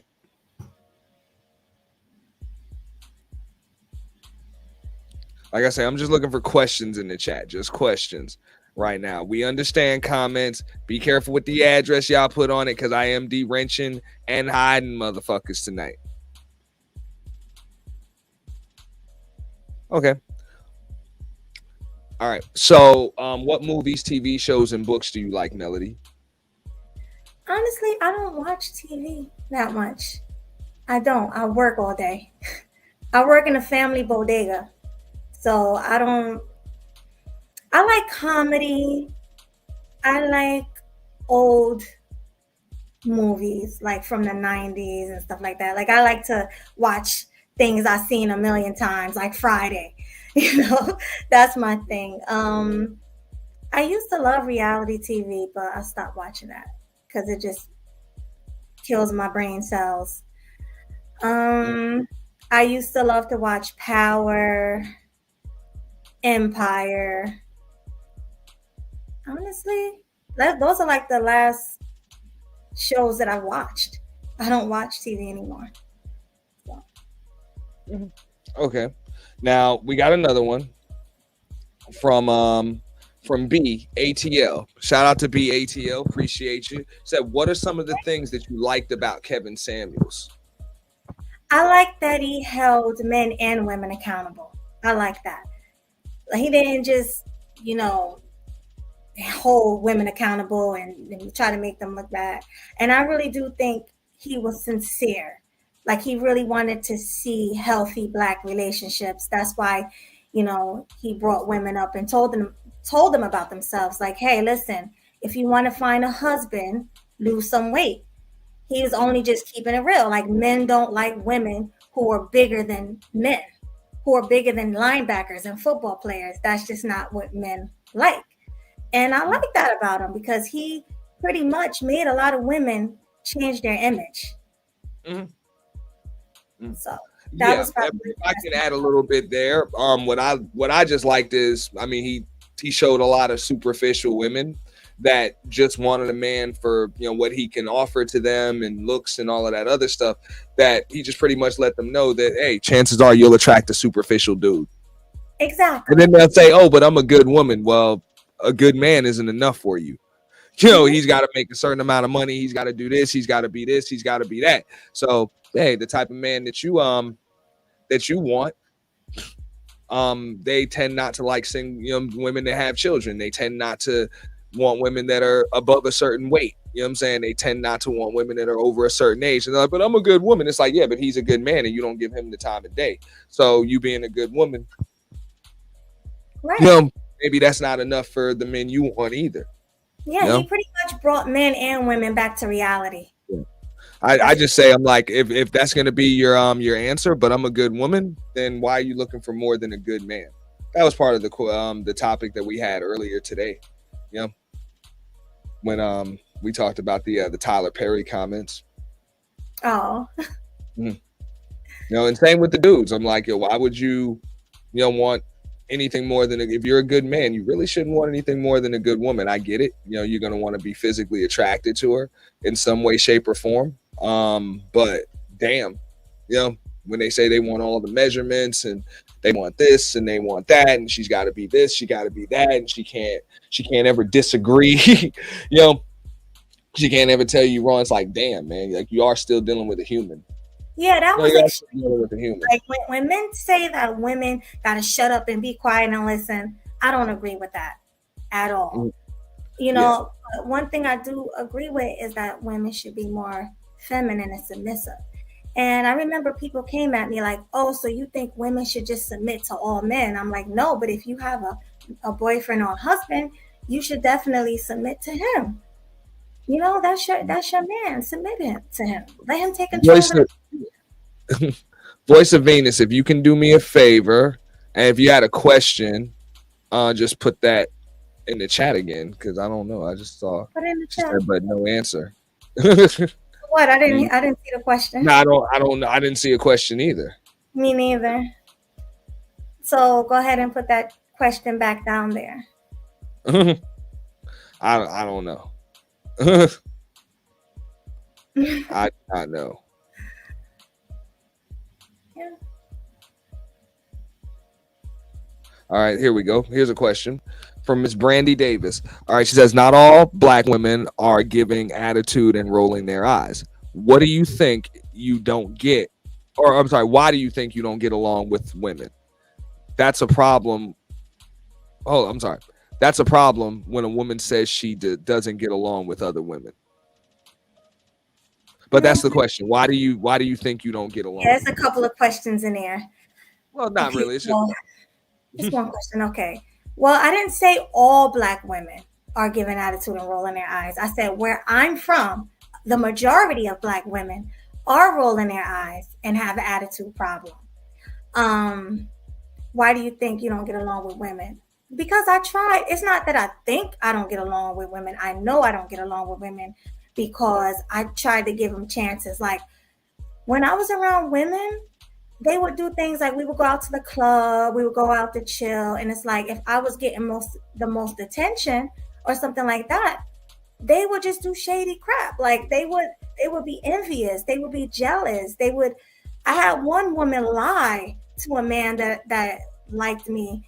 And he thought I was pretty. He bought me a drink. She went out of her way to go and tell him a lie and a rumor about me so he can lose interest in me. And then I know because the guy himself told me. So I'm just like, these women are really haters.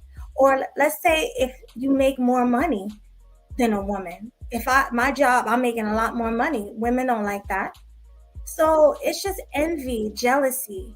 And I'm not the only black woman who said I don't get along with other women. There's so many black women in my circle who said the same thing. Like I'm talking about family members. They don't get along with them either.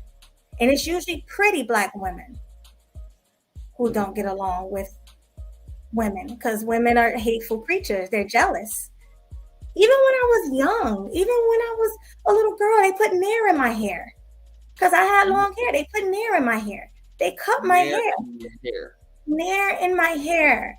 And the reason why I let her do it is because my hair is naturally curly. So she told me that, it's something called the relaxer. Mind you, I never had a relaxer in my life. My mother wanted my hair to be natural. So she said, oh yeah, come to my house. I'm going to give you a relaxer. So I'm like, all right, yeah. She's like, your hair going to be straight and all this, da, da, da, da. So I went and I heard that relaxer stink. I heard they smell bad. So when she's putting it in there, and I never used Nair. So when she's putting it in my hair, I thought it was chemicals. I thought that's just how it was supposed to smell. So she put it in my hair. My hair was falling out. I was just pulling my hair out of my head. Like literally it was just coming out of my head because she put Nair in my hair. I had a woman who I thought was a friend. What did she do? She made a fake Instagram page because she was jealous. So she made a fake Instagram page about me.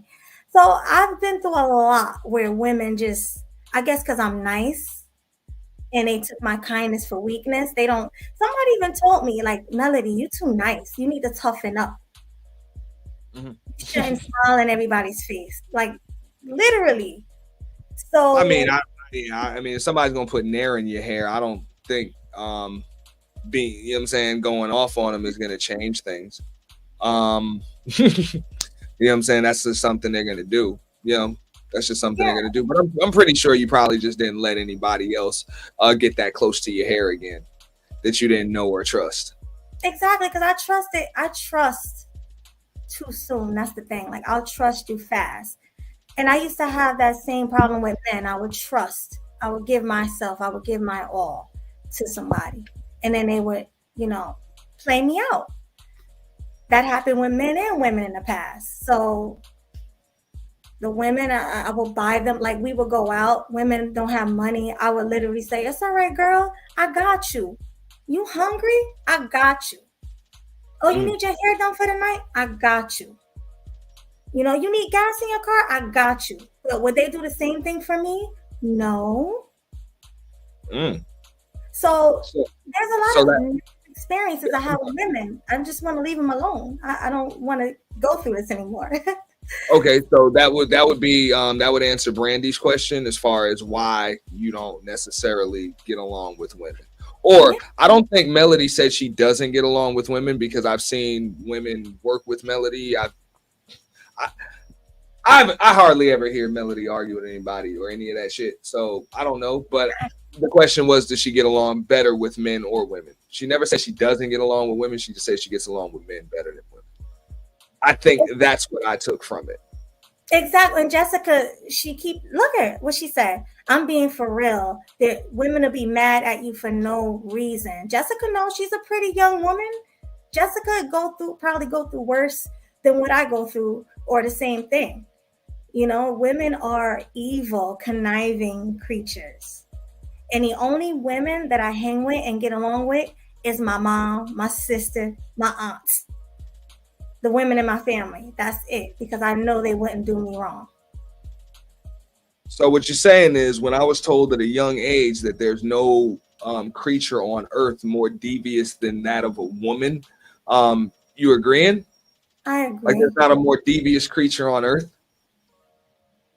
I mean, there's more devious creatures, but women are devious. Name one. Name one. I'm saying, like, a person that hurts animals and children and people, they're more devious, of course, than women. But women are, no. Women are literally mean and evil creatures. I think women are capable of just going to the extreme on either side. No? Yeah. Like they can be great when you know what I'm saying? They can go past good and be great, or they can go past bad and be evil. Like, straight up. Like, what, you know what I'm saying? For the most part, men, like, we usually have some boundaries both ways. But women can go all the way one way or all the way the other. Like, y'all are just capable of doing that. Right, we are. And women, if you do a woman wrong, she'll burn your clothes, she'll bleach your clothes, she'll slash your tires, she'll bust the windows out your car. I've seen it all here in Jersey. So, yeah, women are very devious creatures. Okay. And I know they'll be like, he called us creatures, he called the women creatures. it's a figure of speech. Okay, it's just a figure of speech. You know, not calling women creatures or none of that shit. You know, but Miss Mona had a question. All right, and it was Melody, would you ever date a man from YouTube, or have you ever dated a man from YouTube? I've never dated a man from YouTube. No. Will I? I'm not looking for anybody, so no. I'm not looking right now. I'm not looking. But someone I have dated do have a channel, but I didn't meet him off of YouTube. Yeah, I mean, I would recommend. I would actually recommend that everybody have one, even if there's something that you don't do. I guess Clue channels. That was supposed to be a question. Would you collaborate with Pearl? I know the answer to that, but those that don't know, you don't. Listen. Pearl advocates for the men too. What do you think about that? Pearl advocates for men, but she disrespects my people. So the answer is no. You come for black people? Nah, I can't deal with you. I can't. That's why Fresh and Fit. I can't deal with Fresh and Fit. And anybody who come for black people, I can't deal with you. Okay. I'm very passionate about that. You come for my people, I'm gonna come for you. That's it. All right, yeah, that answers Miss Mona's question. Because she rephrased it. We were getting around to it, Miss Mona. Classy Perspective says, would you consider doing an interview with Love Dorsey? Yeah. Okay. What's up? I see you, Mario. I got knowledge of relationships in the building. Hey. See, I'm more. I feel better now. You could tell, right? I loosened up because in the beginning I was kind of uptight, but just let me know. We got B Rose in the building. You know what I'm saying? B Rose. So, hey. All right. Hold up. I'm gonna go check on the wrenches in the comments. Make sure those nobody have it. Yeah. Well, your person. You know, well, people's comments shouldn't really be deleted unless it's by somebody with huge wrench, big wrench. But I did just put a question on the screen. Let me know if you could see it. Oh, question. I can see how you set yourself apart and don't want to be like other women, but it gives you the same result as modern women. Will everything you're doing still be worth it? I don't understand. I'm sorry. I'm gonna reiterate. Reiterate it for me. Yeah, I got you. I gotta see it. Give me one moment here. All right. So yeah, question from B Rose. All right, I can see how you set yourself apart. And matter of fact, blow my damn screen up. I can see how you set yourself apart and don't want to be like other women, in quotes. Right. But if it gives you the same results as modern women, will everything you're doing still be worth it? So, all right, correct me if I'm wrong, B Rose. What she's saying is, what if you do all of this quote unquote pandering to men, or just the red pill stuff, all everything? You keep your stance and you still don't get what you want. You still end up unhappy like modern women, because she has that in quotes too. Modern women. Well, is it still worth it? Put it like this. I'm not unhappy, so I don't know how to answer your question, but what she's saying, if you were to still end up like if you were to get the same results as the women that and I'm just trying to make sure the question is clear and you can answer it how you want. But if you still get the same results as these women that you say have a bad attitude, the ones that come out with bonnets on, the ones that refuse to be submissive, the ones that refuse to get in shape, the ones that have no respect for men. What if you end up having, a totally different outlook on things like you do, but yet you still end up getting the same results? Would it still be worth it? It's worth it because I tried. I tried, B. I really did. So yeah. I mean, I would agree. I would agree with Melody there. Like, hell, if you get the same results, it's because those are the results. I don't see where it's like, well, shit, all these motherfuckers ain't shit, so I'm gonna just treat them like shit anyway. That kind of sounds like a premeditated excuse for failure. She's like, well, It's almost like the player that says, hey, we're just gonna lose anyway, so I'm not gonna practice. that's enough. And it's like, nah, you practice, you get better. You do what the hell you're supposed to do. And hey, sometimes it's not in the cards. Hey, well, you can feel free to answer that if you want to go a little further into it. But I would agree with you. Yeah, no, it's totally worth it. I feel like it would change some women's mind. Not the women who are, my age or older. I'm a millennial, so I'm older.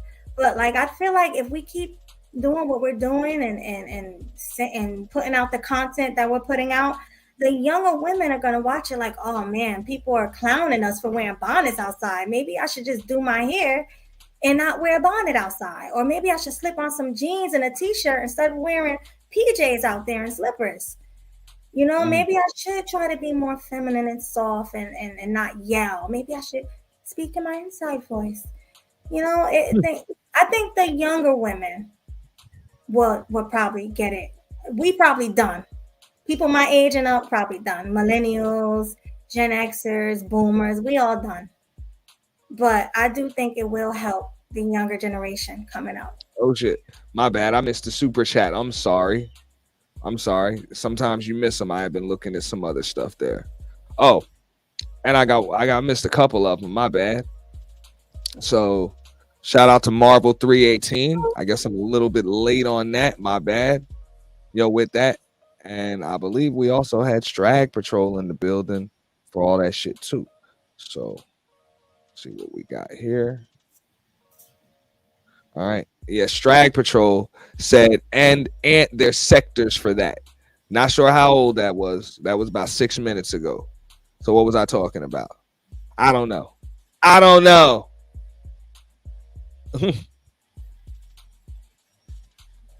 right.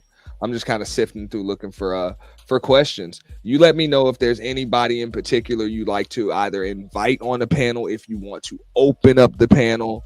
Of course, if that's something that you want to do, I will let you know who's backstage and you can decide if it's someone you want to let come up. If you choose not to open it, that's cool too. We can sit up here for another 10, 15 minutes or as long as you want. Okay, it's cool with me. Who's backstage? Is there people backstage? Nobody's back. I haven't dropped the link. Oh yeah, Yeah. Anybody else have a question for me? Let me see here, but nah. Shout out to Clue Channel. I'm sorry. Shout out to Marvel 318. Shout out to Strag Patrol, Miss Mona, Jessica X. Strag Patrol is back again. Wait, there's more. I wish people would say, I'm not willing to do the extra that others do and accept the reward from whatever their level deserves.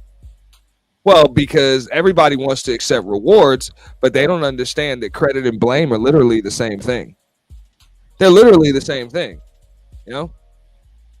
It's just, hey, it's just one is what you get when there's a bad outcome, and the other one is what you get when there's a good outcome. But it's really the same thing, So, hey, everybody wants the credit, nobody wants to blame. Oh, Jessica has a question for me. What'd I say? I touched on that earlier. You did, but there was no address on it. There was no address on it. So nobody really knew who it was you was talking about. I knew what you was talking about, but Jessica has. I'm sorry. Jessica have my my number, my Hangouts. Okay. So y'all see that Melody don't want to get too messy up here. Yeah. I don't. Because listen.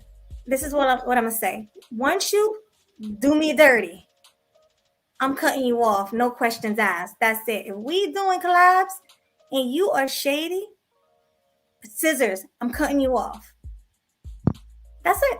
Deuces. Does that answer your question? Deuces. Mhm.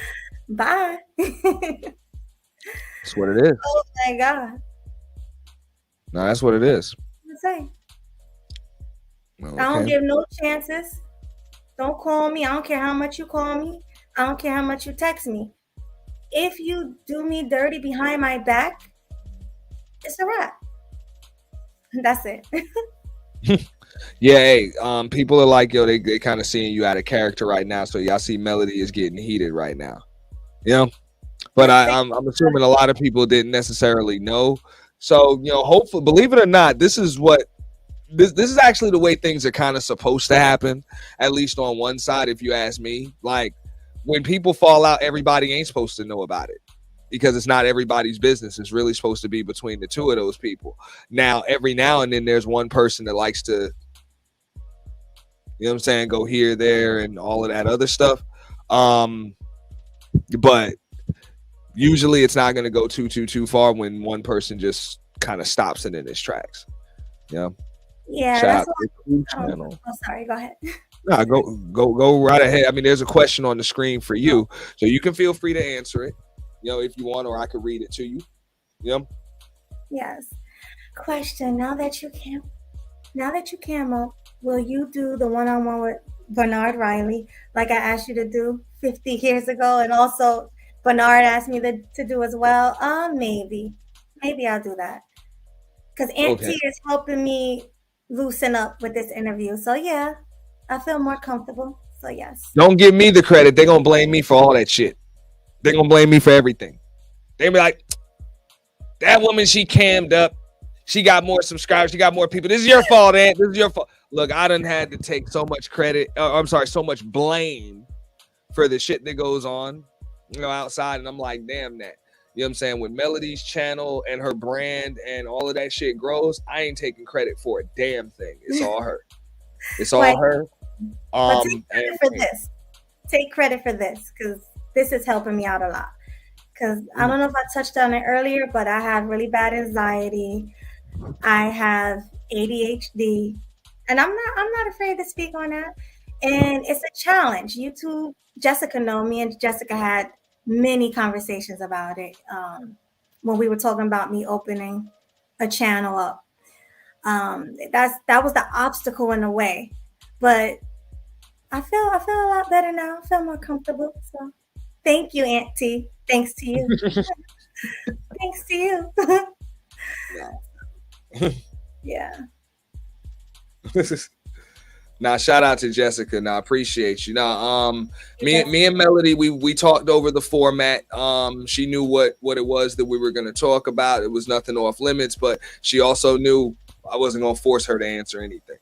You know, I wasn't going to force her. I wasn't going to grill her. I might ask her the same question more than once, but you know, she can answer whatever it is that she feels comfortable answering, and she won't get any pushback or vitriol from me. You know, at the end of the day, this is still a public platform, and everything isn't everybody's business. As much as people think, oh well, we spend a lot of time with you, I don't give a damn. It does not. It doesn't entitle you to be able to enter somebody's life, you know, or dredge up things that they want to leave, you know, in the past. So whatever it is that y'all went through, I mean, it looks like, you know, you're still growing. The connections, the people that you're working with, you know, it looks great. I mean, like I said, that's your team, you know, and when I say this, I'm talking about you and Game Changer. I can talk about Game Changer because everybody knows y'all are closely linked, you know, and y'all work together. Y'all were working together then, and y'all are still working together.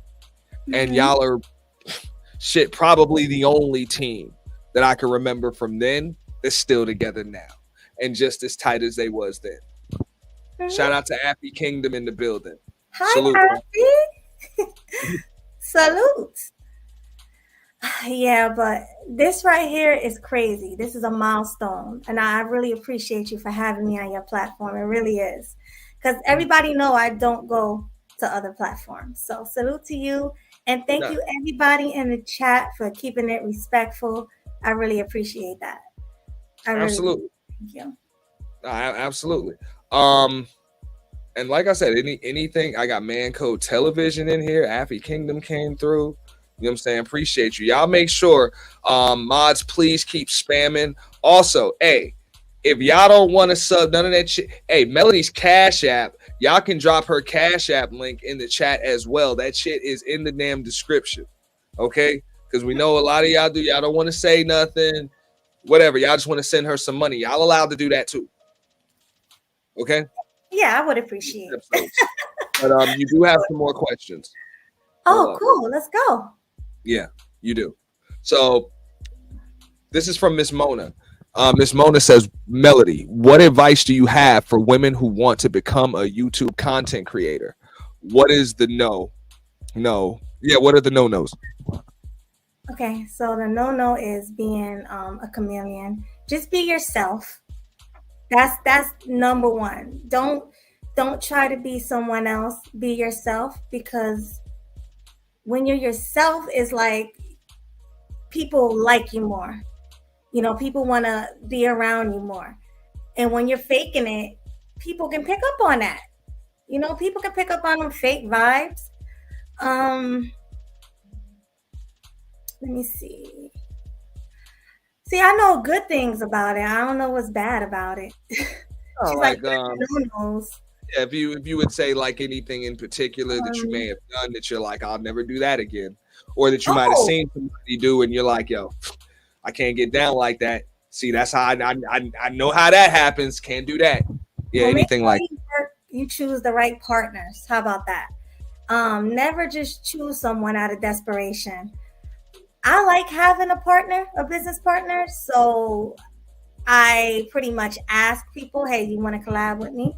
And me being so desperate, I asked the wrong one and things happen.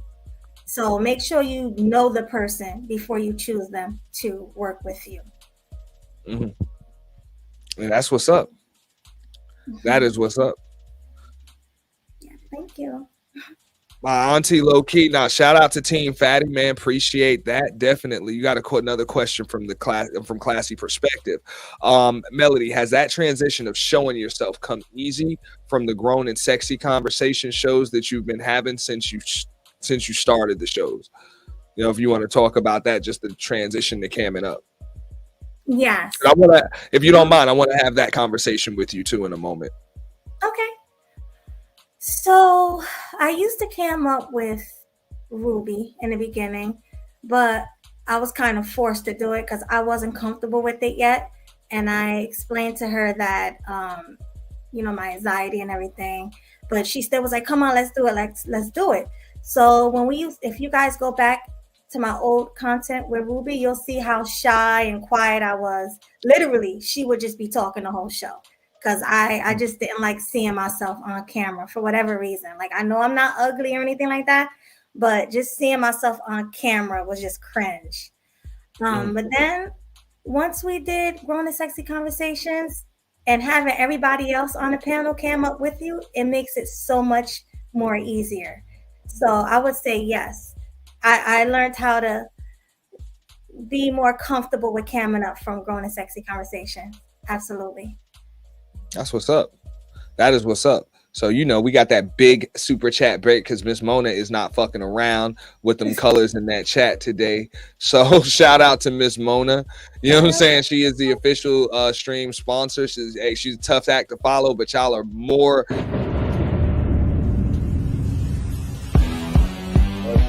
Hey, you can pass her if you want to. But, you know.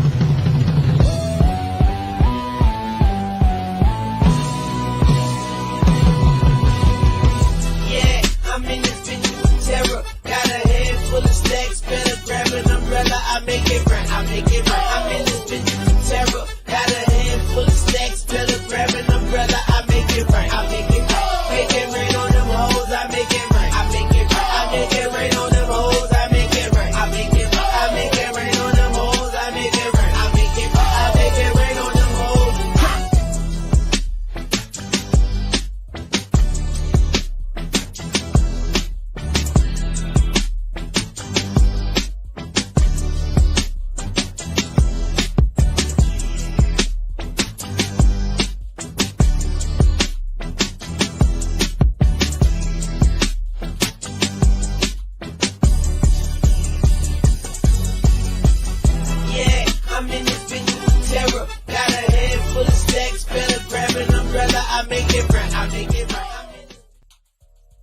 How much for that super chat video? I done played the shit out. I need a new one.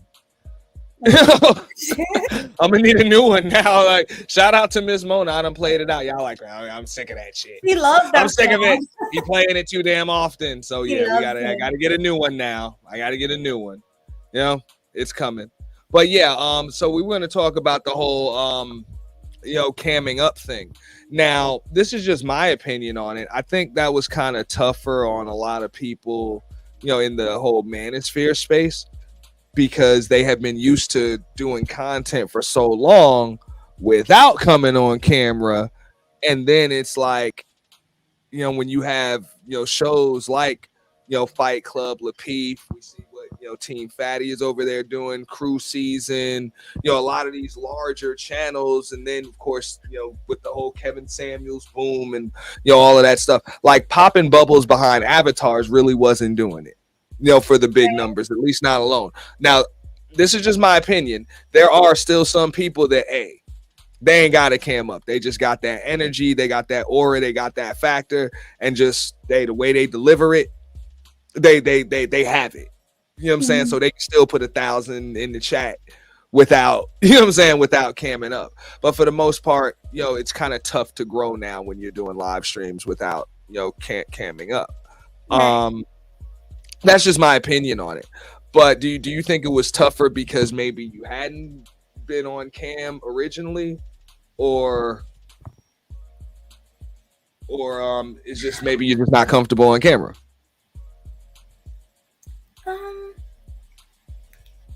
It's probably because I haven't done it, and I'm not comfortable on camera.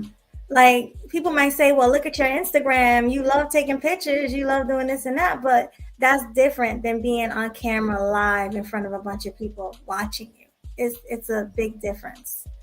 So, in my opinion. Yeah, because this is something that I noticed as, channels were growing. And then, you got pearly things. Like, they got the in-studio podcasts and all of that. Like, the content creators that you hear about, for the most part, they come on camera when they do the stream. What I saw was a lot of people trying to go on to camming up. And one thing that you notice is that you might see them kind of, fixing their hair or changing their, making sure their collar and everything is straight, like you see it on camera. And I can just tell that they're just not clearly used to, they're clearly not used to being on camera.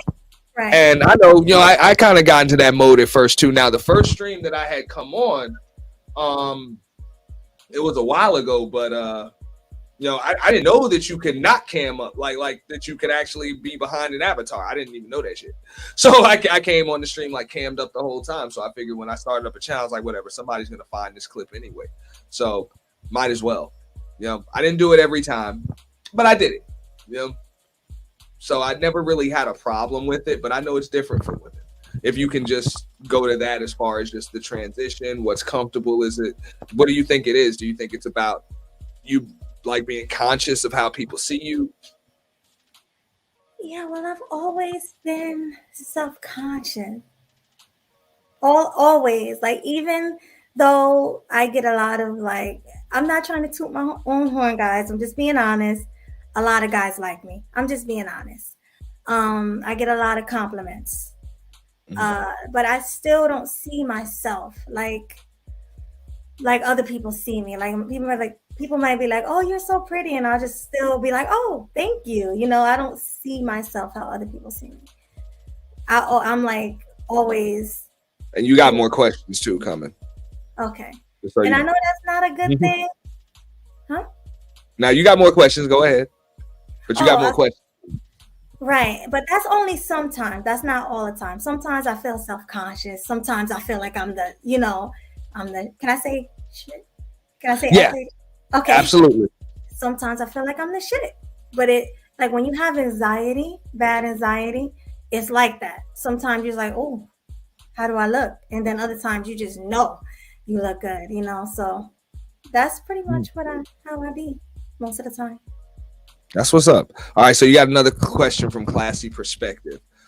Melody, outside of the physical attributes that attracts you about men, all right, that's the way it's worded, what are some characteristics about a man that you adore or excites you that get your attention? other than his ability to provide? Other than his ability to provide, I threw that part in there. Aura. Okay. I just like a man's aura. Like, I like the smell of a man, like that natural scent. I just like a manly man, you know? I like masculinity. I like when a man is towering over me, you know, because I don't know. I like when a guy is respectful to his family and to his girl or woman. I like that. I do like an educated man, classy man. I love that. I No, I'm looking at Jessica's comment. Yeah. But go ahead. Oh my God, Jess is funny. Yeah, but like, I don't know. I just like a manly, masculine man. That's really what I like. He don't even have to look a certain way as long as he exude masculinity. That's what I like. Okay. Hey, that's what she wants. She likes masculinity. Now, if you had to define masculinity, because I know in this space we don't really let young women define masculinity, but what would you say masculinity is to you? Oh, it's an aura to me. Okay, y'all gotta give me a moment so I can really break it down for y'all.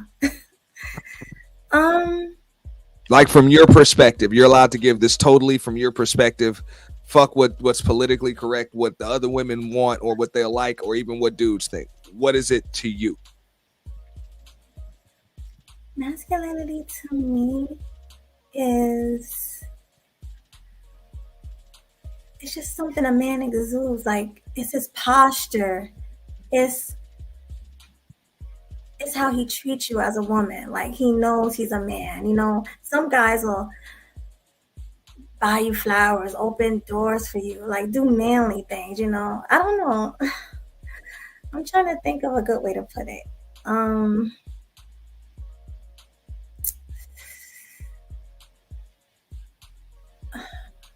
don't know. I can't explain it. It's just something a man exudes.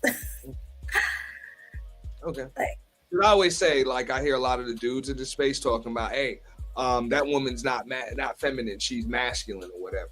Now, I personally don't think, I don't give a damn how loud or aggressive or even obnoxious a woman is. She cannot ever have that, like, I can't put that characteristic on her as far as being masculine, because that's reserved for a man. The same way I would never, like, I've never seen a woman call a man feminine. They'll say he's a feminine. I don't like that. He got feminine energy, but they'll never call him feminine because they know, nah, a man can't be feminine, even if he wears a dress, high heels, and all of that stuff. So I would always say, my opinion of femininity would be like just the balance, like it's a perfect balance. That's what you're getting at, like just like the perfect balance for you. Is that where you were going with it? Yes, like Jessica just said, feeling safe around them, feeling secure, like he's gonna protect me. I'll go with that protection thing, right? That protection word, but I just want to feel that energy. It was something else I wanted to say. It was something else. It's energy. That's all I'm gonna say. Because I've gotten that question a lot, in real life and in the space. It's like, well, what do you look for in a woman? What do you look for in a relationship? And I'm like, I sum it up in one word, which is balance. I can't speak for everybody else, but you look for balance. It's the types of things that your money can't buy. What is it that she has that, or what is it that I'm missing that I can't go out and buy and I can't produce on my own? Yeah. And like, that would be my my definition of femininity, from my perspective. All of the things I can't buy or do myself. Okay. So you don't think it's an aura? It's like a posture. It's a feeling. It could be that too. Yeah, it could be that too. It could be. It's really all of those things. It's a combination of all of those things. Because I've had women come around me, right? And they just have this, it makes me nervous, their energy. It makes me feel like they're going to punch me in the face or something like that. Like, because they're so masculine. You know, they just got this toughness to them. You know, you get what I'm saying? Like, did you ever meet a woman like that? Well, I mean, you said you like masculine men, right? So do you, around masculine men, do you feel like you're going to get punched in the face?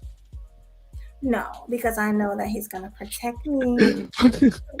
so that's what I mean. Like, well, how can we really give that title to a woman just if she makes you feel like she, you know what I'm saying? Like, I get you. You know what I'm saying? Like, masculinity doesn't mean I'll punch you in the face. Like, when they associate masculinity with violence, I'm like, but what? Damn, I gotta be violent to be masculine? No, what would you call that? A woman aggression. Like, I just, you have aggressive energy. Yeah. I would consider that aggression. Thank you. Yeah, because I mean, I think any masculinity that a woman omits is pseudo masculinity. It's not real. Yeah, so she's not a man. Like, she can't. Yeah, she can't. She can try. She can't. It's all pseudo. So maybe it's aggressive. You know, maybe she's aggressive. Maybe she's loud. Maybe she's obnoxious. Maybe she's annoying as hell. Maybe she's out of her ever loving fucking mind. But under no circumstances could she ever be masculine. And I don't care if she gets a, you know what I'm saying, if she gets a fade, you know what I'm saying, grows a mustache, you know what I'm saying, and wears jeans and climbs trees and all of that. I don't care. You know what I'm saying? You can't just like a man can wear high heels, a wig, and a dress. He ain't feminine. He's just a dude in the damn dress. Right. I get what you're saying. They try to act feminine and the women try to act masculine, but it's just not working. I get what you're saying. You kind of either have it or you don't. You know, like that's just kind of what it is. You know. Yeah. What's up? I see you, CIP. Let me see what else, because I'm over here talking to you like I'm supposed to be conducting my interview, and I've been. Great job. I love it. So I'm missing. Yeah, Jessica agrees with you. You know. Yeah, it's the aura. The energy. What's up, Kevin Kelly? You know what I'm saying? Feeling safe, being secure. And I'm assuming it's not just being physically safe or whatever. You're going to feel emotionally safe. You're going to feel emotionally safe. You're going to feel financially safe. It's knowing that, hey, not that, hey, I'm just assuming, you feel free to correct me if I'm wrong. This is a woman's perspective. I'm just trying to get some interpretation after talking to this woman right here. You know, life happens. So bad things are going to happen. Things are going to happen where you're down or whatever, but you just have faith that this person's going to be there. You know what I'm saying? They're going to be just what you need at the right time. Yeah. Just what So, sometimes you need to be, left alone. You know what I'm saying? To kind of figure it out on your own. Sometimes you might need to be motivated. Sometimes you need somebody to bring you up when you're low. And other times you need somebody to bring you down when you get a little too high on yourself. So I think, masculinity, femininity, if you with somebody and they provide that balance, that's what they'll do all at the right time. That's why when they say, these women got to be seen and not heard, I'm like, as a man, wouldn't you want a woman that doesn't let you get too high on yourself? Right. I'm just saying. No, because it's easy to get the big head and then start, thinking you can't make any mistakes and you can't do anything wrong. And every now and then, your woman should be there to be able to tell you those things. But if she's scared to speak to you, like. No, I agree. I mean, I have a couple of questions for you. So, do you feel like a woman who's truly submissive is submissive in every relationship? Absolutely not. And why? Absolutely not. Because you're like, why would you submit to someone? You're not going to submit to somebody, number one, you don't respect, number two, that you don't believe has your best interest in mind. Yeah. So chances are, if your last relationship failed, chances are it was one of those two reasons why. the respect was either gone, and when I say respect, I mean trust. All of that, either the respect and or the trust was gone, or you just didn't feel like they had your best interest in mind. Maybe you felt like they were sabotaging you, or maybe you felt like they're the reason why your ass is unhappy. But either way, you either got dumped or you left.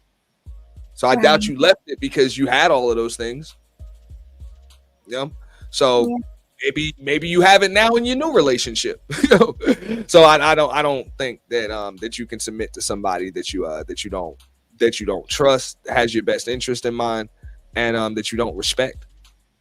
You have to respect someone in order to submit to them. Absolutely.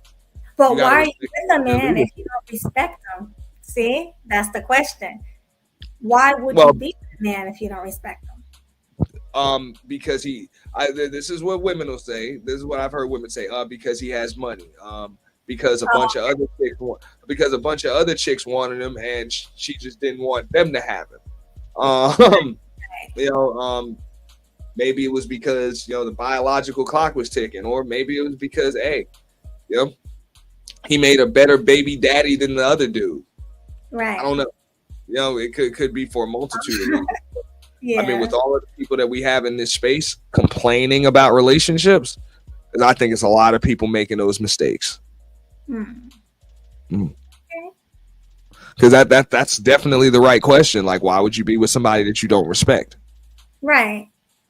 I mean, you should respect the man you're with, and the woman you're with. Definitely. That's something I try to tell a lot of the dudes in the space, and they're like, "Oh, well, that doesn't matter. I got the money." I got the money. In some of these cases, I know a lot of the dudes want to say the passport, so they're like, I got the money and I got the green card. You know what I'm saying? I got the money and the green card, so that's it. I don't have to respect her, but she better respect me. And it's like, it doesn't really work like that. Like, it just doesn't. Yeah. It really don't. You're right about that. The same way I said, with the whole, Tyler Perry thing, when he said the thing about the light bill, the dude, if he can only pay a light bill, what's the problem?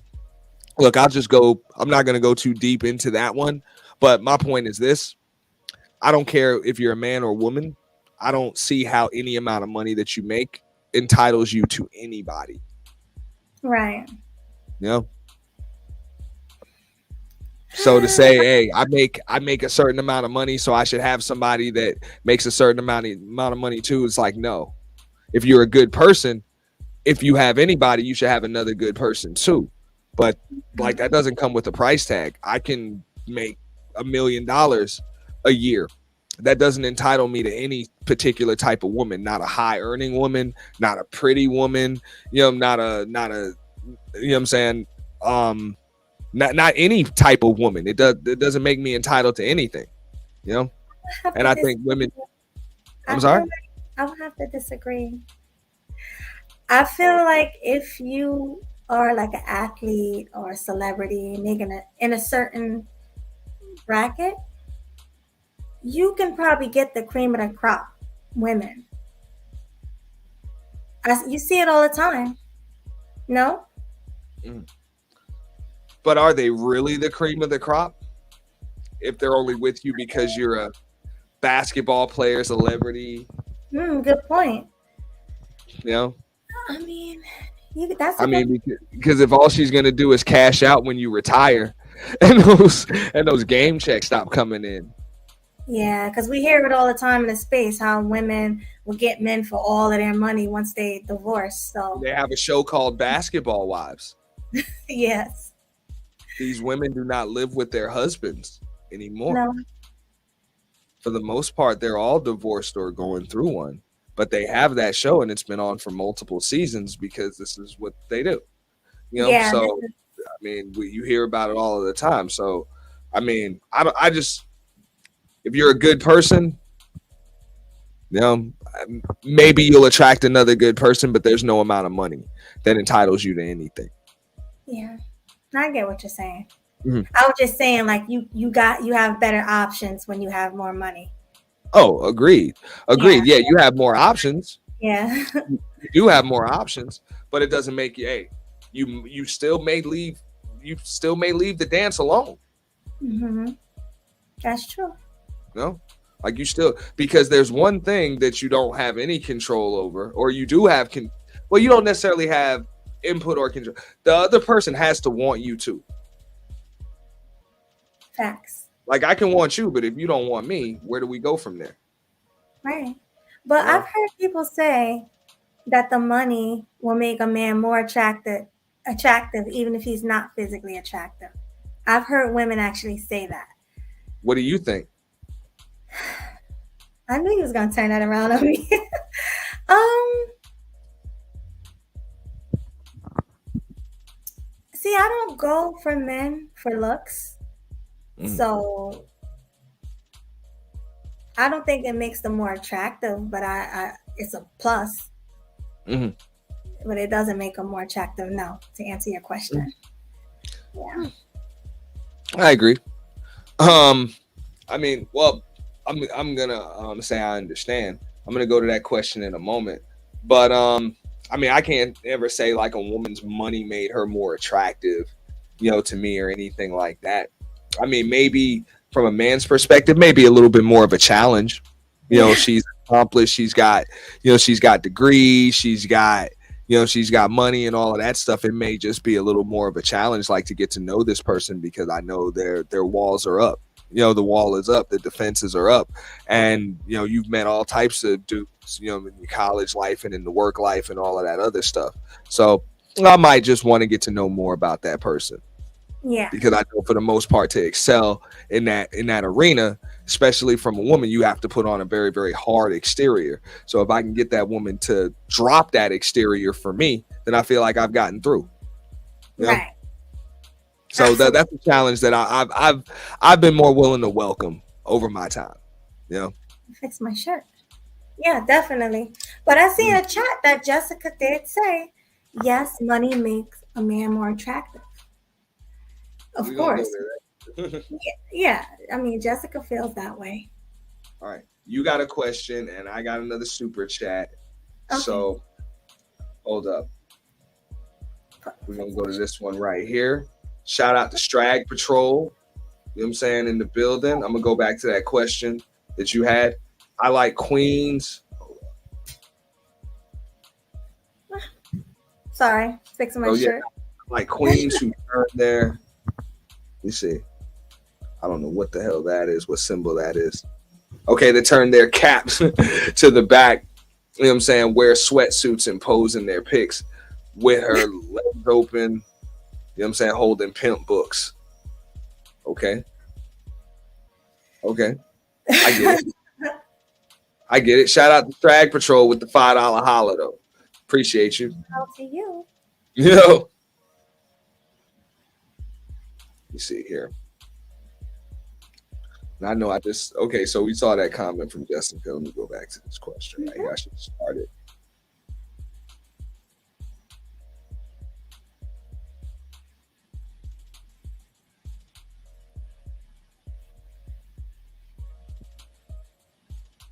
Well, forgive me. We'll get back to that in a moment. Okay.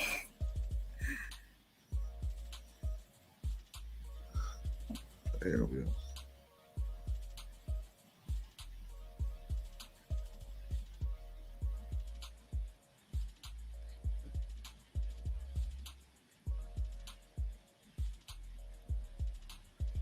All right. Yes, money makes a man more attractive.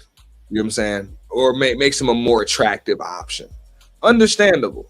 It's understandable. Just like a woman that can cook. She's always a more attractive option. Same with a woman with a big old booty. Yeah. More attractive option. You don't even have to have a strong face card these days. Yeah. That helps. Or even just a woman with a pretty face. Like that helps a great deal. So I guess, what I'm saying, with money, it's the same thing. Yeah. For women. Absolutely. And all right. So yeah, this was a hustler and muscular. Have other women ever been jealous of you because of your physical beauty and femininity? Absolutely, all the time. Even though, Swag was like, you already answered that. Yeah, I don't have any female friends because of envy and jealousy, because of my femininity, because of my soft voice. People really envy you if you have a soft voice. If you don't like confrontation, they want to hate on you. Um, if you get more attention than them when you guys go out, they want to hate on you. If you make more money than them, they want to hate on you. It's jealousy. That's all. Mhm.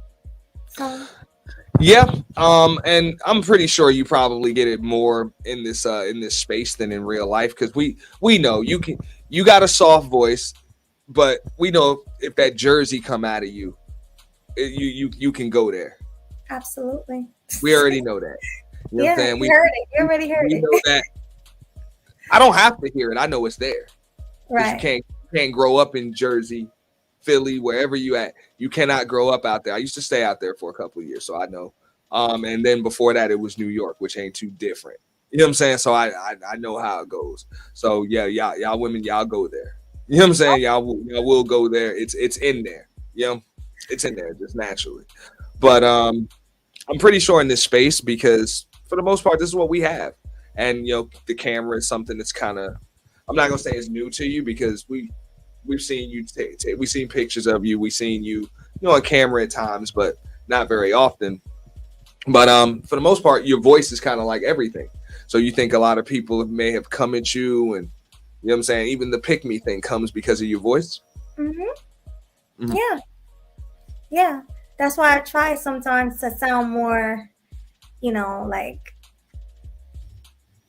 there's been times where I was around people and I tried to sound more louder around them because I have a soft voice, and people will take advantage of you.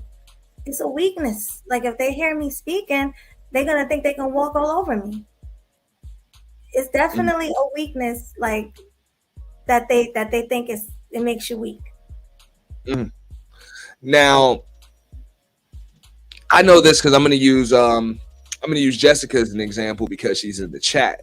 I believe that when Jessica came into the space, people heard her voice and they thought she was a soft target. She was just a soft target. A lot of people thought they can just turn up on her, get loud or whatever. And then when they see that Jessica's with the shit too, when they see she with the shit too, you know what I'm saying, and she can go there, but still keep, you know what I'm saying, keep that, you know what I'm saying, still keep the whole Brit thing going, but she can still go there. That's when it was like, okay, you know what I'm saying, she's a formidable opponent. So she proved herself. It got to the point where, for the most part, I know people will still come at her, but they'll pick their. But not everybody's just begging to go at her like that anymore. She Do you proved think herself. that's something that you may have to deal with? She proved herself, even in real life. Even like I keep bringing up my childhood when I was young, my voice was so much more quiet. And when you have an anxiety problem and ADHD as a child, I don't know if you ever seen a kid with ADHD, but they're very quiet. They'll sit there with their hands folded. They think they don't talk much. They don't speak much. And people saw that as a weakness. And then when I did speak, my voice was very soft. So people wanted to do things for me. That's just how people are. They want to do things to me. But if I had a ghetto loud voice and I turned up and showed people I wasn't scared, then people would kind of fall back. And sometimes that's what you have to do to prove yourself. I've had to do that plenty of times. Even as an adult, I had to do that to show people I'm not playing with you. Well, So you definitely have to do it, because you can't just punch people in the damn mouth. Because in No. real life, that's what I would do. exactly. I would just punch somebody in the damn mouth. But Right. I and like, you can't do that on the internet. So I get it. I get it. Let's see what else we got here. Any more questions or anything that you want to add? Is there anybody that you'd like to, even if it's just one person in particular, that you might want to invite up here to have a conversation? We'll drop the link for that one person only, or maybe one or two people. You let me know. I mean, I still want to hear some questions from the people, but they're not. Oh, let me ask you a question. Absolutely. It has nothing to do with the topic. I just want to know how you feel about women with BBLs. Wow. Okay, so I've dated a woman with one before. briefly. I don't like the way they feel. They feel weird. You know, they feel weird. I guess maybe there are doctors that can do better than what she had, but it's almost like, you know, you can feel her, like you can feel her ass, like you feel an ass underneath the ass. Like you tell it's just you told me that. Yeah, you can just tell it's just like this is just not like a normal ass. So yeah, I don't like that shit. Yeah, it's disgusting. Yeah. How do you feel about women, especially Black women? Because we're Black. This is Black YouTube. That's why I always single out Black people. But how do you feel about all the Black women who are insecure with themselves and they want to go and get BBLs and they want to mess with their face and all that? Like, how do you feel about that? That's their business. If that's something that they want to do, it's not going to make them any more attractive to me. So I can't speak for the next dude. Maybe the next dude wants some Barbie doll looking chick, but it's not going to make you any more attractive to me. If that's not what God gave you, like, I'm not, you know, it's not going to make me really much of a difference. Yeah, no. Well, that's another thing that irks me. I speak about that a lot on my platform as well. Women who are so insecure with themselves, they go and get their bodies done. Why not go to the gym and work out? Stop being lazy. Most women just go and lay under the knife and get a tummy tuck and get a Brazilian butt lift instead of going to the gym or jogging like most other people. Well, that takes work. It's easier to just pay $5,000, right. You know, or whatever the case may be.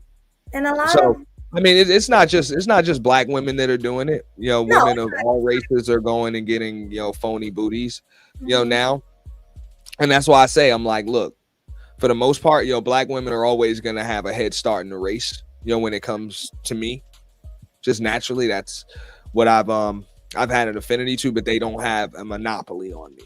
No pun intended with the whole branding and everything. I know. They don't have a monopoly on me in any way, shape, or form. I like women, you know, so I don't have a problem, you know, dating a Hispanic woman, a white woman, an Asian woman. I've done it, an Indian woman. You know, we've done that. So to say, oh, all I date is Black women, absolutely not. You know, I would date any woman. But Black women do have a head start in the race.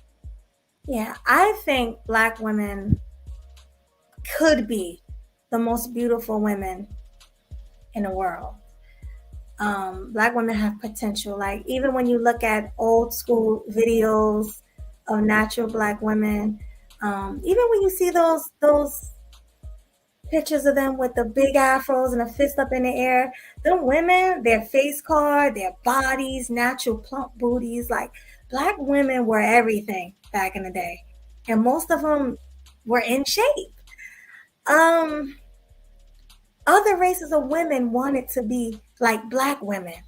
That's why they started going to get into BBLs, and they started going to get lip fillers and the high cheekbones put in their face and all that. They wanted to be Black. But it's like, why are Black women in competition with themselves? Why do Black women go get a BBL to try to look Black? You're already Black. You already got that natural. Go work out, do some squats, you know, do some, what do you call those? Pull-ups and sit-ups, and you can look like that naturally. Like, I don't understand. Takes work. Takes work. It takes a lot of work, but it takes work, and you know, maybe they think they can just go buy a nice big round booty. Yes, and I'm just like, hey, it looks kind of abnormal. Yeah, you know? It looks stupid, and you said it feels stupid. Yeah, look, it feels weird. Yeah, it feels weird. You know, feels extremely weird. Let me see if I have any other questions for you. I'm asking manosphere questions. Yeah, I mean, they kind of running out of stuff to say. I see. You know, the dudes are like, damn, I wanted to talk to her. You know? I mean, what? Okay, I guess drop it for like a few minutes, I guess. No, that's up to you. You got a headache? Don't worry about it. Headache a little bit, yes. Don't worry about it. If you want to talk to Melody, you got to go to her channel. Melody drops a link just about every damn stream, and she'll talk to you. No matter how lame and crazy your ass is, she will talk to your ass. You know? Yeah, But definitely. this is her night over here, so she don't have to. You want me to drop it? I'll drop it. I mean, But now anybody that wants to come up, I'm not gonna say anybody can come up. It's up to Melody if she wants to let them up. But we'll drop it for a little bit. You know? come on. And be nice, guys. Don't be mean. Don't be mean. And ask respectable questions. You know. Let me see what else I can ask you. Because I want to know a little more about you too. How long have you been in the space for? 2.5 years now. Okay. Okay, since the beginning of 2021. Oh, so a little after the pandemic. Mhm. Because the pandemic was 2020. So yeah, a little after. Yeah. Hmm. Something like that. Nah, because we're just up here chopping it up. People have questions. People had a lot to say, but it's like, you know, makes me Yeah. no difference. I sit up here and talk to Melody. I don't need no crutch. Right. But it's like, yo, like I had a bunch of questions for Melody, and she just like, boom, she just ripped right through them. You know, pretty fast. So Yeah, I mean, I'm trying to see what else. So you said you've been here for 2 years. What is your channel about? on my channel, yeah, it's supposed to be conversation, communication, and confrontation. So it's pretty much whatever I say it is. You know, that's kind of like it. But we got hustler and muscular. Hi, Yo. Hustler. What's going on? Auntie, Melody, shout out.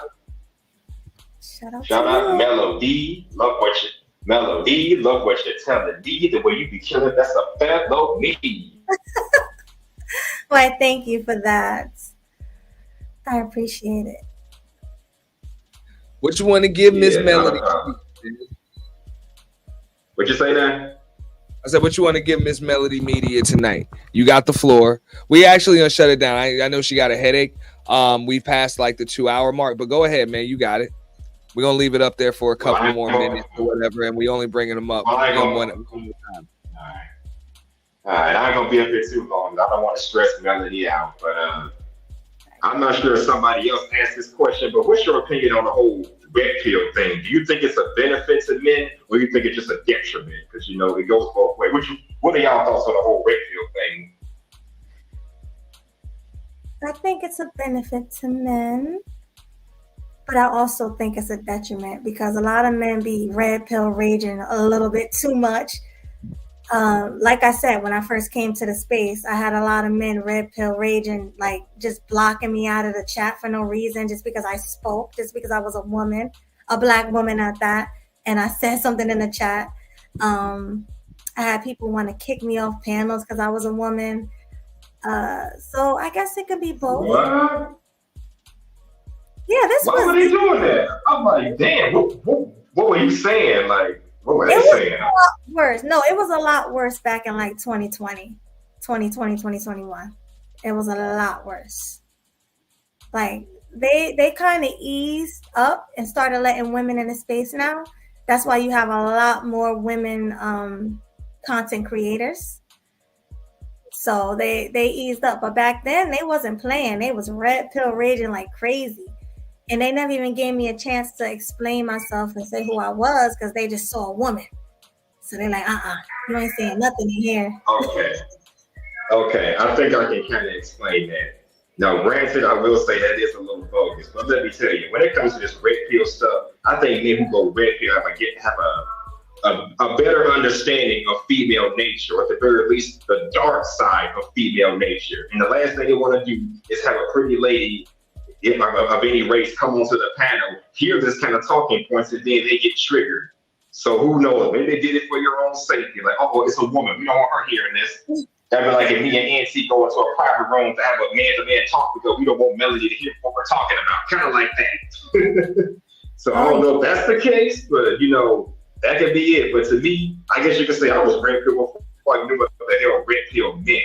I gained an understanding of female nature, the dark side, because I've seen it. I've been exposed to it for at least 20 years, even before social media took off.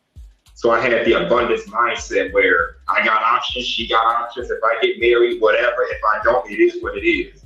I'm not desperate for a relationship. I'm not desperate for a woman's attention. If you give me attention, cool. You don't like me because I'm too short, too ugly, I'm bald, whatever. Fuck you, I don't care. Excuse my language, I'm sorry. My bad, y'all. All right. On that note, Doug, you wanna just add a little bit or kind of wrap it up? I do have one more person backstage. You got Classy Perspective backstage, by the way. Okay, all right. You know, anything H&M, you wanna jump in there before we get your ass out of here? you something else. I gotta Man, come on, bro. I linked up with you the first time on Melody's panel, man. You good? Yo? Yeah, it's cool. You good? I'm actually bringing people up at once. Yeah, I'm bringing two people up at once. So yeah, go ahead, wrap it up. All right. Now, as far as I guess I'll end it with this. I'm gonna say the red pill can be a detriment, like Melly said, but it can be helpful. It helped me. I understand females a hell of a lot better now than I did 10 years ago. Not that I didn't understand them, but it really helped me. I think the men you're referring to are the people who take it to the extreme. It's kind of like teaching somebody how to fight and want to go out there and beat everybody up. You know, it was never made for that purpose, but you got the people that's going to take advantage and abuse it. So yeah, you got to watch out for those. I think people that you're referring to are just extremists. Like they don't want women coming into their spaces. But then you got people like, I don't know, Danica Marie, yourself, Jessica X, speaking on the same talking points. So it's like, okay, maybe it is. Culture invasion, shut up. My bad. All right. I'm done talking. Culture bullshit. Oh, man. Salute, bro. Thanks for coming up, man. All right, so we got a 2-for-1, you know what I'm saying, right here now, right?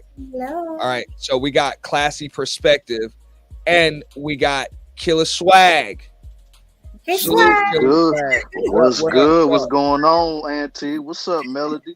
What's up? What's going on? Nothing I'm much, saying, man. Just enjoying the show. How you like it so far? How you like this interview? It's a dope interview, man. Like Auntie doing this thing with the questions, even throwing a little curveballs here and there. I see, but yeah, he doing this thing up here, man. I've been peeping, but of course, you know, I've been surveying the chat. You know. Yeah, definitely. Now you guys got it. Since y'all are usually host and co-host, I know Classy Perspective wanted to handle something. I'm gonna step away briefly for a moment, and I'm gonna leave y'all three up here. I trust Killer Swag. Appreciate that, homie. Appreciate that. What's going on, Melody?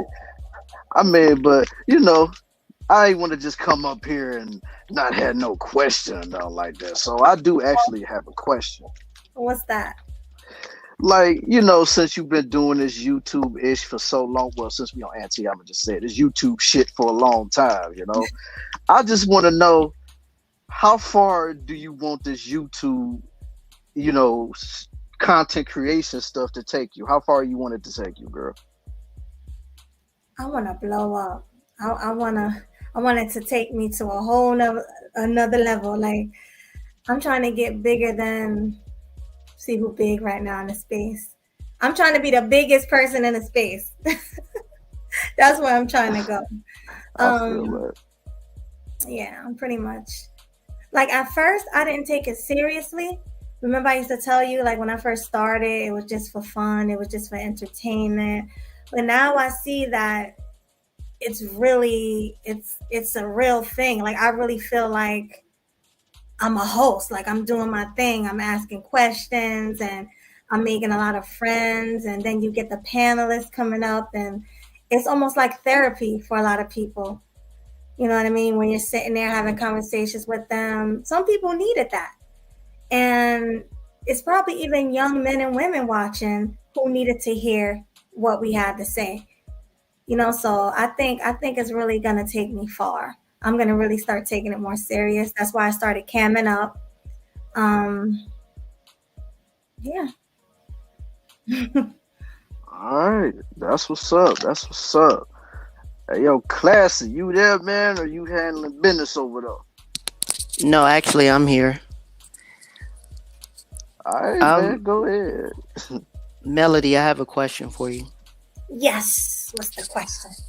The question I want to ask you: have you ever, like, for me, for example, I'm one of those people that actually grew up with anxiety too because of my voice. You know, my voice is extremely high, and as Mhm. I was younger, I had a voice like Minnie Mouse. Unfortunately, it hasn't grown past my grown body. Right. However, and I've dealt with that, dealing with, the first time I dealt with my first patient before bringing them back into surgery. So I know how you feel about that. But the question that I really want to ask you is more of it's kind of touching into your anxiety or your emotional behavior or standpoint. Have you ever felt yourself? I guess I'm asking the question wrong, but let me ask it directly. Have you ever felt yourself going into red pill rage, being around a lot of men that are part of the red pill? Not rage. I'm not gonna say rage, Well, I but say that, like, have you ever seen yourself going outside and you seen women in public and you felt that red pill rage from men injected into you since you've been around us long enough? yeah, I wouldn't say call it rage, but it does make me a lot more mad to go outside and see black women behaving in like a crazy manner. Just out there being loud and obnoxious with their bonnet on. It does make me a little angry. But like I said, I always felt that way. Even when I was Well, young, I couldn't stand it. Well, it was kind of like, for example, for me, I listened to a lot of other channels besides, the Kill 'Em Sweetly channel. I've also felt myself like going out in public and feeling rage every time I saw a woman, not just a black woman, but just a woman that did some stupidity. So I had to step away from it for a minute because of it. But that's the question I wanted to ask you. And I was going to ask you one more question since Auntie is about to end it pretty soon. What type of headache do you have?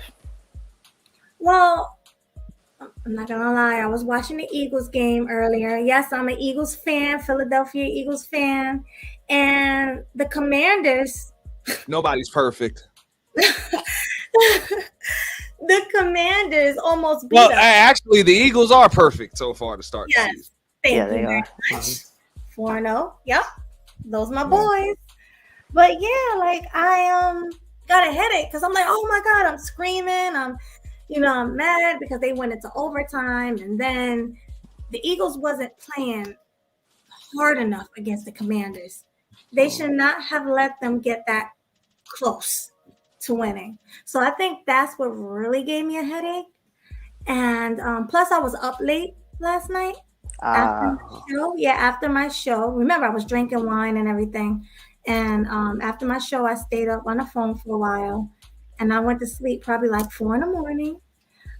And then my dogs woke me up at 7. I had to take my dogs out to go walk, and I was up ever since. So oh, so you haven't had enough sleep, basically. I think that's what it is. Yeah. Okay, I was gonna tell you I'm gonna go ahead and leave. I was gonna say, drink some water today or some orange juice and put an ice pack on your neck and your forehead to get the to kind of calm you down. So that's it. I'll leave y'all Thank to it. you much. Thank you for that. And yes, he is a doctor, y'all. Classy perspective. Shout out A to you. real one. A real doctor, yes. I don't know if y'all can see his avatar, but yeah. He I is a think doctor. he was on earlier. Anesthesiologist, correct? That's Mhm. correct. Yeah, Nah. I'm Mhm. a chief resident. Yeah. Y'all can make that a meme, y'all. Right. All right. Well, thank you for having me up. I don't want to waste any more of your time. And Melody, thank you for giving me a chance to ask you a question. Oh, thank you for asking. And thank you, Auntie, All for right. letting me. All right, lady, gentlemen, y'all have a blessed night. You too. Salute, Classy. Swag. I was gonna say, Killer Swag, please stay up for a moment. You know what I'm saying? Before we end this one, because you know what I'm saying, maybe 5-10 minutes. Because I know you guys work together. So if you guys can both tell us all together. What are your Melody? You want to come back on camera for us? You able? I am. I'm sorry. I was doing Give him a something little something. right Give him a now. little something to remember you by. But no, if y'all want to just talk about the direction of your channel, your content, one of the questions that I did see early on when we were going through our questions were like, what's your content about, Melody? So, if it's about various things, if there's a specific thing you guys are going to focus on, what's your visions for the future? Because I personally think that you guys are a just like Bronzebird said, y'all are a great duo. So I think you guys are probably going to be working together for a while. Just my opinion. Where do you guys see it going? I'm coming back. So That's all good. getting my stuff together. If Swag wants to start. Yes. Well, I mean, I'm gonna just keep it all the way G. Like, I never in a million years thought that I would ever be collabing with Melody on this type of level. But ever since me and her started this partnership, man, I can't even imagine not doing Killing Them Sweetly and the other projects we got going on. But as far as like the direction, as how I, see the shows and stuff going. I mean, me and Melody, we talk about a lot of stuff, man. Like whether it's trending topics, what I'm saying, stuff that's relating to us and stuff that's really like we're really passionate about. So it's not like, oh, we just trying to jump on whatever's the next hot wave or something like that. I mean, don't get me wrong, we will talk about it. But we also want to like give people more insight into like have people with different perspective and viewpoints to come through and just chop it up, let us know how they feel and stuff like that. We really trying to take this into another level. You know what I'm saying? Hey, definitely. Like I say, I enjoy your panels. I always enjoy Melody's company. I definitely enjoy your perspectives on things. Very, very balanced perspective. Y'all are welcoming of conflicting opinions.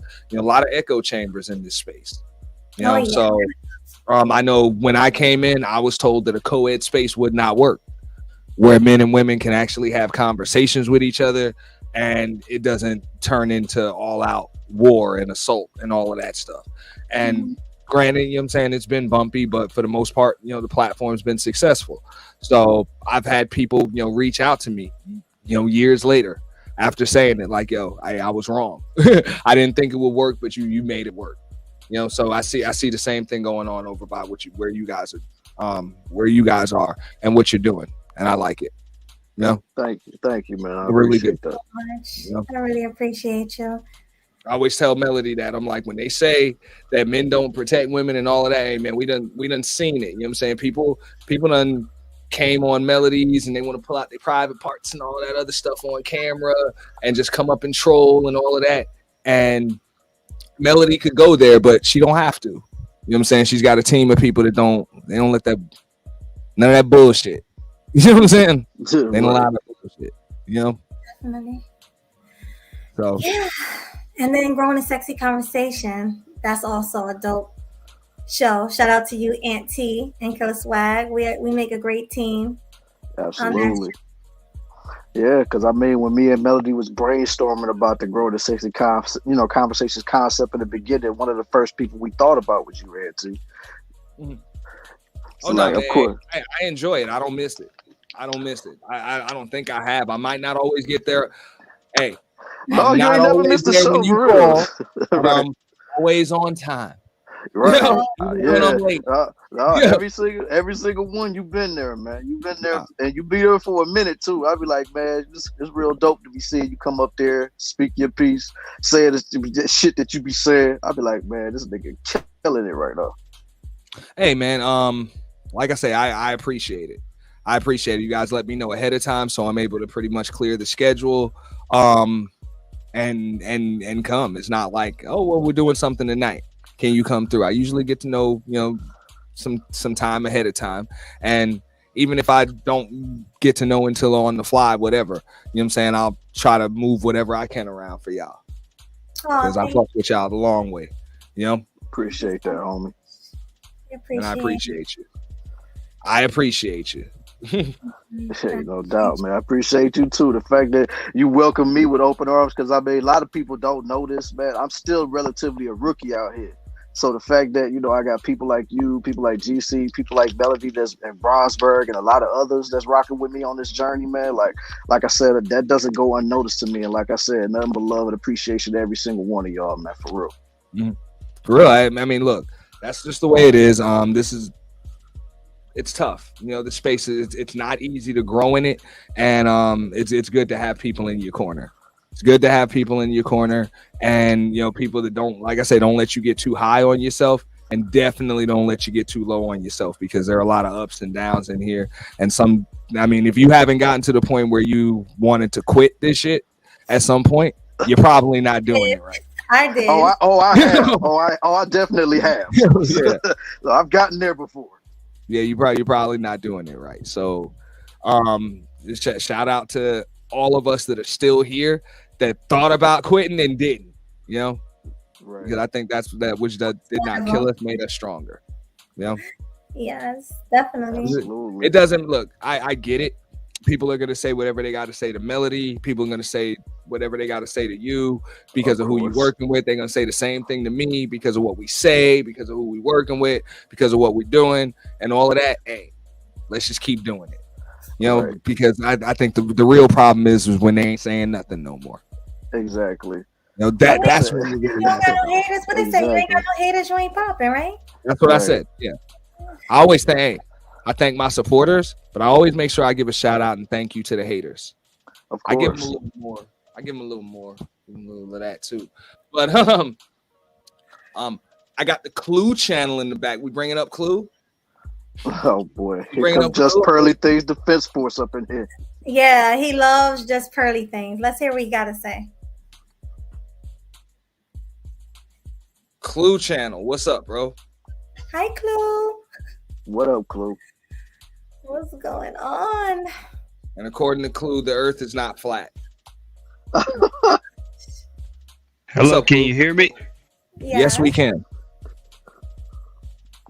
Yo. Okay. Yeah, I don't know about this setup, but hey, Money Mellow, what's up? What's up, Clue? What's going on? Why won't you talk to Pearl? I knew it. Because Pearl don't like me. She don't know me, but trust me, she don't like me. Okay, but you said you want to be the biggest YouTuber, no? I do. So why don't you have a conversation? Why don't you have a conversation with a big YouTuber so you can be the biggest YouTuber? I mean, I wouldn't mind having a conversation with her, but it probably won't be nice. It won't be a nice Auntie, I can't. Yeah, my bad. I ain't shit. You ain't. I can have a conversation. Yeah. I'm a proud coon. Well, at least you own it. You are. Yeah, own up. I didn't say that, man.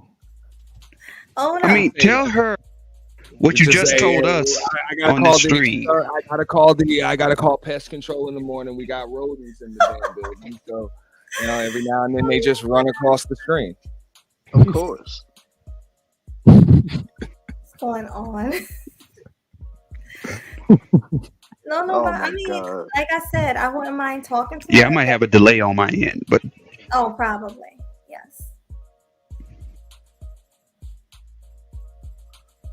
Yeah, just tell her what you told us, and y'all discuss it. You might have some common ground.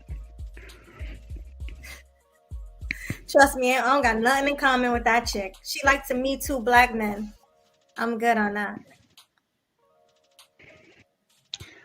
Really? You going off that coach story? Really? Okay. I'm not going off the coach story. It is what it is. It happened. It really happened. She Me Too'd him and he lost his job. So Oh God, really? That ain't gonna stop. That's not stopping Clue, man. He like, no, forget all that. Still work with her. what else? Did Okay, she? now I'm gonna ask But Pearl a question though, because I don't want But to. do I don't you want to want go the too money? deep Do into. you want the I money? don't want to or go too not? deep into Pearly because she is not the topic of conversation. My question for Clue would be, what do you think?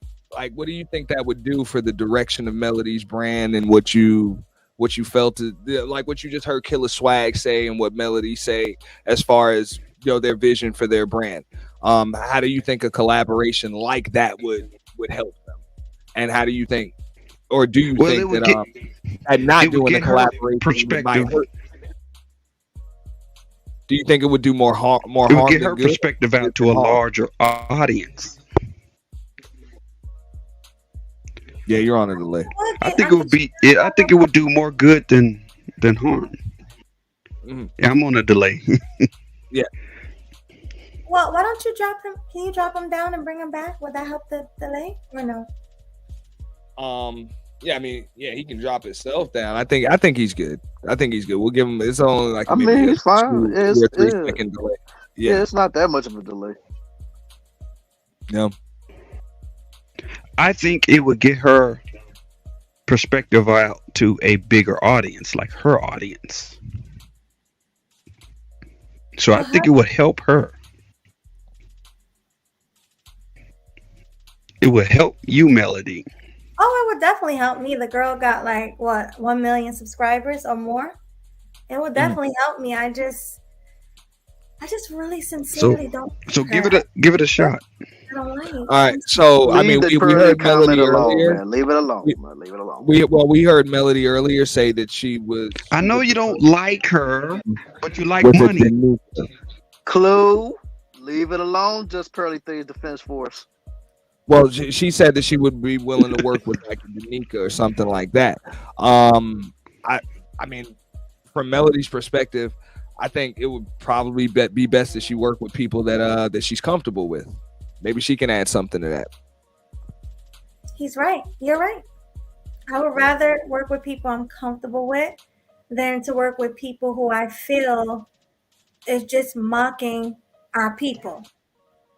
And I'm not trying to sound pro-black or nothing like that, but I'm saying like even the statement she made about slavery, I wasn't feeling that. I wasn't feeling that at all. I even did a show about that. Swag and But in the last 5 months, what has she said about black people in the last 5 months? She doesn't even talk about black people anymore. No, she don't. That's because a lot of black people don't support her anymore. And she wants to win them back. So of course she's not going to say anything negative. I mean, she bought the guy Nick Fuentes. She doesn't want to win them back. Yeah, She's moved so, on. on that note, we're not gonna talk about Pearly. Okay, so I'm gonna show you a little something about the show we have going on right now, just in case you forgot. Yeah.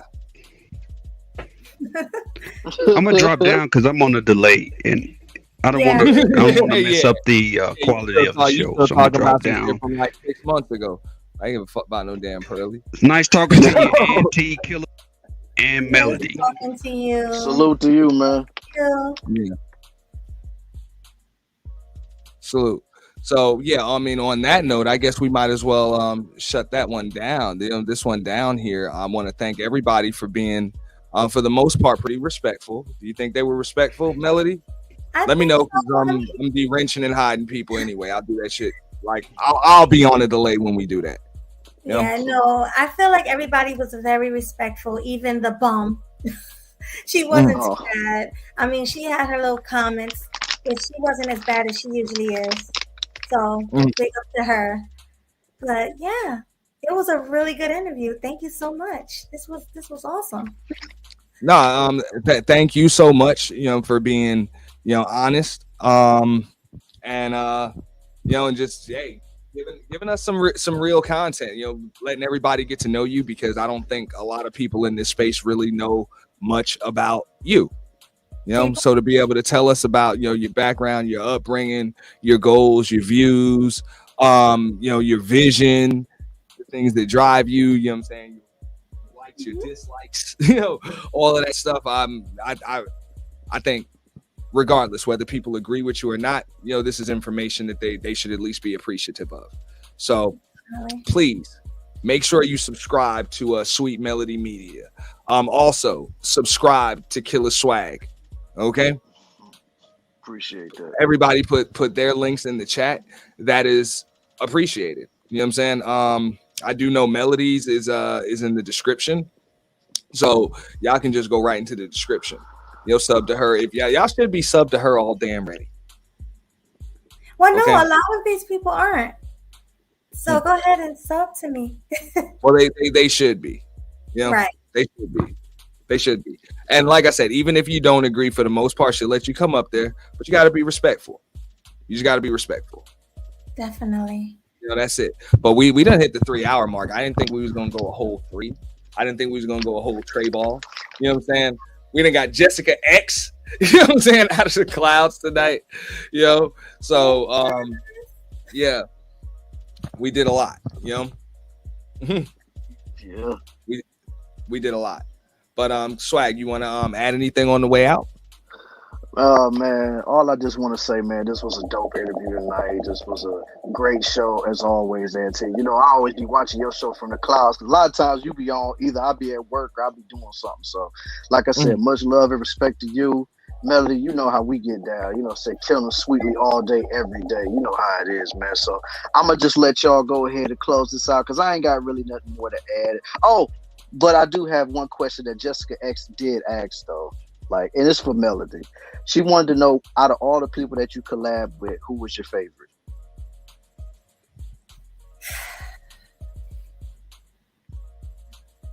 Like, I'm excluding you two, okay? Okay. ARC. Rest in peace. Rest in peace, man. Amber. Oh my God. I had so much fun with ARC. Can I name a couple? Absolutely. All right. Let's do ARC and Ramil. Oh my God. Ramil was amazing. I missed that. I missed that. Yeah, you can go watch it. I interviewed him. Yeah, I missed that. I'm sure that was hilarious. Oh my God. It was so fun. And believe it or not, that's who I was referring to when I mentioned some people don't have to cam up. They can sit behind a popping bubble and still keep 1,000 engaged. You know, they just have it. They have that energy. They have that connection, you know, with the audience. So that was the primary example that I have. And then, of course, there's Jessica. They can do it too. You know? And then, you know, there are other people on other sides too. That are able to but as far as the space right here, you know, those are the two that just stick out, that are able to just hold it down without having to you know, come on camera. Yeah. Definitely. Miss Mona's thanking us. We thanking you, Miss Mona. You are officially the show sponsor. Okay. Absolutely. So we definitely thanking you, you know what I'm saying, tonight for sponsoring the show. Thank you, Mona. Thank you, Mona. We appreciate you. Yeah, support. Let me see. Let me just name the people I worked with. So ARC was by far one of my favorites, and Ramel. But I've worked with Obsidian. I did a one-on-one with him. I've worked with The Breakdown, A Woman's Perspective. I also did a one-on-one with them. Of course, Game Changer, Blue TV. Shout out to Blue TV. That's my dude. Shout out to him. Oh my God, there's so many people. I can't even. Can you think of the people I did collabs with, Killer? I mean, I know you did collabs with Chantel Simone. You did with ARC. Chantel Simone. You did it with of course, Ramil. You said that already. You did multiple collabs with Jessica X back in the day. Of course, you did collabs with GC. You do shows with GC, but of course, I'm pretty sure he's one of the people that's excluded. So yeah. Okay, so let me see. We got Marty McFly. Marty McFly, yes. Did some collabs. Okay, Andrew, Kings and Dreams. Yeah, like she got quite a plus more. She got quite a list of people she collabed with so far, man. So she got a catalog over there. Yeah, and you're getting compliments in the chat. If I'm not mistaken, let me get a look at this. Oh, thank you, Laurel. Yeah, that's Laurel. So yeah, Earlier, I saw a lot of Cash people- App Melody Show. That's what it is. $ Melody Show. Yeah, that's me. So if y'all want to support, Cash App, hashtag Melody Show. There you go. But what up, Laurel? Salute, fam. Nah, but on that note, for the most part, I guess we got it all out right here. So I don't know, are you gonna do an after stream or anything? I know you weren't feeling well. If anybody's gonna do an after stream, we got about 30 live right now. Maybe everybody wants to go over there. You know, if you guys want to do something, if not, it's all good. You know, but for real, everybody need to sub to Melody Media, as well as Killer Swag. Appreciate that. And any other allies affiliate to the channel, sub to each other. Y'all got wrenches and all of that. So that would be appreciated. Much appreciated. This was so much fun. Thank you. No. Thank But you so much. hey, we appreciate everything. So no final thoughts, Mel?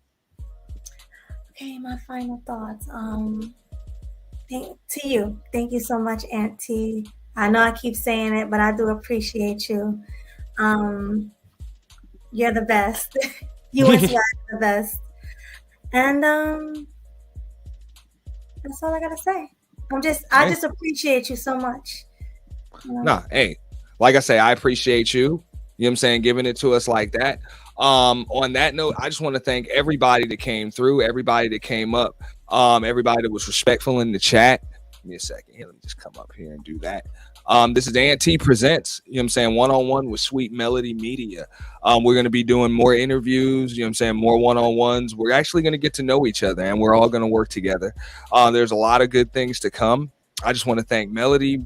I want to thank Killer Swag. I want to thank, you know what I'm saying, Miss Mona, the sponsor, everybody that supported the stream, you know what I'm saying, through Cash App, Super Chat. Anybody's going to be catching the replay and wants to support through Super Thanks. All shares were appreciated. Everybody that came through because they got the message on IG. Everybody saw the community tab post. All Melody supporters, all Melody's new supporters. I just want to thank you. And on that note, we out of here.